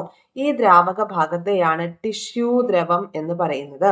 കോശങ്ങളും ടിഷ്യൂ ദ്രവവും തമ്മിലാണ് പിന്നീട് പദാർത്ഥ സംവഹനം നടക്കുന്നത്. അപ്പൊ ലിംഫ് എന്താണ്? ടിഷ്യൂ ദ്രവത്തിന്റെ ഒരു ഭാഗം ലിംഫ് ലോമികകളിലേക്ക് പ്രവേശിക്കുന്നുണ്ട്. ടിഷ്യൂ ദ്രവത്തിന്റെ ഒരു ഭാഗം ലിംഫ് ലോമികകളിലേക്ക് പ്രവേശിക്കുന്നു. ഇതിനെയാണ് ലിംഫ് എന്ന് പറയുന്നത്. ലിംഫിലൂടെയാണ് കൊഴുപ്പിന്റെ ദഹനഫലമായിട്ടുണ്ടാകുന്ന ചെറുഘടകങ്ങളും പിന്നെ കൊഴുപ്പിൽ ലയിക്കുന്ന വിറ്റാമിനുകളും സംവഹനം നടക്കുന്നത്. ഓക്കെ, അപ്പൊ കൊഴുപ്പിൽ ലയിക്കുന്ന വിറ്റാമിനുകൾ ഏതാണ്? കേടാ. കൊഴുപ്പ് നമ്മുടെ ശരീരത്തിന് എന്താണ്? കേടാണ്. KEDA, vitamin K, vitamin E, vitamin D, vitamin A എന്നിവ കൊഴുപ്പിൽ ലയിക്കുന്ന വിറ്റാമിനുകളാണ്. അതുപോലെ തന്നെ കൊഴുപ്പിന്റെ ദഹന ഫലമായി ഉണ്ടാവുന്ന ചെറുഘടകങ്ങൾ എന്തൊക്കെയാണ്? Fatty acid, glycerol. Fatty acid, glycerol, vitamin K, vitamin E, vitamin D, vitamin A എന്നിവയൊക്കെ സംവഹനം ചെയ്യപ്പെടുന്നത് ലിംഫിലൂടെയാണ്. ടിഷ്യൂ ദ്രവത്തിന്റെ ഒരു ഭാഗം ലിംഫ് ലോമികകളിലേക്ക് പ്രവേശിക്കുന്നു. ഇതിനെയാണ് ലിംഫ് എന്ന് പറയുന്നത്. ലിംഫിലൂടെയാണ് കൊഴുപ്പിന്റെ ദഹനഫലമായി ഉണ്ടാകുന്ന ഫാറ്റി ആസിഡും ഗ്ലിസറോളും കൊഴുപ്പിൽ ലയിക്കുന്ന വിറ്റാമിനുകളായിട്ടുള്ള vitamin K, vitamin E, vitamin D, vitamin A എന്നിവ സംവഹനം ചെയ്യപ്പെടുന്നത്. ഇനി ലിംഫ് വ്യവസ്ഥയെ കുറിച്ചാണ് പഠിക്കാനായിട്ടുള്ളത്. ലിംഫ് വ്യവസ്ഥ എന്ന് പറയുമ്പോൾ ലിംഫ് വാഹികൾ, ലിംഫ് നോഡുകൾ, സ്പ്ലീൻ, അസ്ഥിമജ്ജ, തൈമസ് ഗ്രന്ഥി എന്നിവ ഉൾപ്പെടുന്നതാണ് ലിംഫ് വ്യവസ്ഥ. ലിംഫ് വ്യവസ്ഥയിൽ എന്തൊക്കെ വരും? ലിംഫ് വാഹികൾ, ലിംഫ് നോഡുകൾ, സ്പ്ലീൻ, അസ്ഥിമജ്ജ, തൈമസ് ഗ്രന്ഥി എന്നിവ വരും. ലിംഫിൽ ചുവന്ന രക്തകോശങ്ങളോ വലിയ പ്രോട്ടീൻ തന്മാത്രകളോ കാണപ്പെടുന്നില്ല. ലിംഫ് വ്യവസ്ഥ രോഗപ്രതിരോധത്തിൽ പ്രധാന പങ്ക് വഹിക്കുന്നുണ്ട്. മനസ്സിലായോ? നമ്മുടെ ശരീരത്തിൽ 600ഓളം ലിംഫ് നോഡുകൾ ഉണ്ട് എന്നാണ് പറയുന്നത്. ഈ ലിംഫിൽ എന്തില്ല? ചുവന്ന രക്തകോശങ്ങളില്ല, അതുപോലെ വലിയ പ്രോട്ടീൻ തന്മാത്രകൾ ഒന്നുമില്ല. ലിംഫ് നമ്മുടെ രോഗപ്രതിരോധത്തിൽ മുഖ്യ പങ്ക് വഹിക്കുന്ന ഒരു ഫാക്ടറാണ്. ഓക്കെ, ലിംഫ് വ്യവസ്ഥ. ഇനി അടുത്തത് പൂർത്തിയാക്കാൻ തന്നിട്ടുണ്ട്. ലിംഫുമായി ബന്ധപ്പെട്ടിട്ടുള്ള കാര്യങ്ങളാണ്. എന്തൊക്കെയാണ് അതിലുള്ളത്? ലിംഫ് എന്ന് പറയുമ്പോൾ അതിൽ ലിംഫ് നോഡുകൾ, ലിംഫ് വാഹികൾ, തൈമസ് ഗ്രന്ഥി, സ്പ്ലീൻ, അസ്ഥിമജ്ജ. സ്പ്ലീൻ എന്ന് പറയുമ്പോൾ എന്താണ്? RBCയുടെ ശവപ്പറമ്പ്, ചുവന്ന രക്താണുക്കളുടെ ശവപ്പറമ്പ് എന്നറിയപ്പെടുന്നത് എന്താണ്? സ്പ്ലീൻ ആണ്. ഓക്കെ, ഇനി ശരീരത്തിലെ ദ്രാവകങ്ങൾ ഏതൊക്കെയാണ്? 2 ദ്രാവകങ്ങൾ, രക്തമുണ്ട്, ലിംഫും ഉണ്ട്. രക്തത്തിൽ എന്തൊക്കെയുണ്ട്? പ്ലാസ്മയും ഉണ്ട്, അതുപോലെ തന്നെ രക്തകോശങ്ങളും ഉണ്ട്. 55% പ്ലാസ്മ, 45% രക്തകോശം. ഇനി ഈ പ്ലാസ്മയിൽ എന്തൊക്കെയുണ്ട്? ജലമുണ്ട്, പ്ലാസ്മ പ്രോട്ടീൻ ആയിട്ടുള്ള ആൽബുമിൻ, ഗ്ലോബുലിൻ, ഫൈബ്രിനോജൻ, മറ്റു ഘടകങ്ങളും ഉണ്ട്. രക്തകോശങ്ങൾ എന്ന് പറയുമ്പോൾ RBC, WBC, പ്ലേറ്റ്ലെറ്റ്. ഇനി ലിംഫിലേക്ക് വരുമ്പോൾ എന്തൊക്കെയാണ്? ലിംഫ് എന്ന് പറയുമ്പോൾ അതിൽ ലിംഫ് ഉണ്ട്, ലിംഫ് വാഹികളുണ്ട്, ലിംഫ് നോഡ്, സ്പ്ലീൻ, അസ്ഥിമജ്ജ, പിന്നെ തൈമസ് ഗ്രന്ഥി. വലിയൊരു ചാപ്റ്റർ ആണ്. പിന്നെ നമുക്ക് പഠിക്കാനുള്ളത് ഹൃദയവുമായി ബന്ധപ്പെട്ട് വരുന്ന കാര്യങ്ങളൊക്കെയാണ്. അപ്പോൾ ഈ ഇത്രയും കാര്യങ്ങൾ കൊണ്ട് ഇന്നത്തെ ഒരു ക്ലാസ് നമ്മളിവിടെ വൈൻഡപ്പ് ചെയ്യാണ്. അത് കഴിഞ്ഞ് ഇതിന്റെ കണ്ടിന്യൂഷൻ നമ്മൾ ഈ സെക്കൻഡ് പാർട്ടായിട്ട് അടുത്ത ദിവസം തന്നെ ചെയ്യുന്നതായിരിക്കും. അപ്പോൾ ഇന്നത്തെ ക്ലാസ് ഇവിടെ കൊണ്ട് നമ്മൾ അവസാനിപ്പിക്കുന്നു. ഈ ക്ലാസ്സുകളൊക്കെ നിങ്ങൾക്ക് ഇഷ്ടപ്പെടുന്നുണ്ട് എന്നുണ്ടെങ്കിൽ ചാനൽ ഒന്ന് സബ്സ്ക്രൈബ് ചെയ്ത് സപ്പോർട്ട് ചെയ്യുക. അതുപോലെ ഷെയർ ചെയ്ത് ഫ്രണ്ട് സർക്കിളിലേക്ക് കൂടി എത്തിക്കുക. ലൈക്ക് ചെയ്യുക, കമന്റ് ചെയ്യുക, ഹൈപ്പ് ചെയ്യുക. കൂടാതെ ടെലഗ്രാം ചാനലിലേക്ക് കൂടി ജോയിൻ ചെയ്യുക. നമ്മുടെ ക്ലാസ്സുകളുടെ റിവിഷനും അതുപോലെ വീക്ക്ലി എക്സാംസും ഒക്കെ നമ്മുടെ ടെലഗ്രാം ചാനലിൽ നടക്കുന്നുണ്ട്. ടെലഗ്രാം ചാനലിന്റെ ലിങ്ക് നമ്മുടെ യൂട്യൂബിന്റെ ഡിസ്ക്രിപ്ഷനിലും അതുപോലെ തന്നെ ഫസ്റ്റ് കമന്റ് ആയിട്ടും ഒക്കെ ഉണ്ട്. അപ്പോൾ നിങ്ങൾ അതിലേക്ക് കൂടി ജോയിൻ ചെയ്യുക. ഈ ഒരു അവസരങ്ങളെല്ലാം മാക്സിമം യൂട്ടിലൈസ് ചെയ്യുക. കമന്റുകൾ പറയാനായിട്ട് മറക്കരുത്. ചാനൽ സബ്സ്ക്രൈബ് ചെയ്ത് കാണാത്തവർ തീർച്ചയായും സബ്സ്ക്രൈബ് ചെയ്ത് കാണുക. ബെല്ലൈക്കൺ കൂടി എനേബിൾ ചെയ്ത് വെച്ചാൽ നമ്മൾ ഡെയിലി ക്ലാസ്സുകൾ അപ്ലോഡ് ചെയ്യുന്നുണ്ട്. അതിന്റെ നോട്ടിഫിക്കേഷൻ നിങ്ങളിലേക്ക് തീർച്ചയായിട്ടും എത്തും. Thank you all.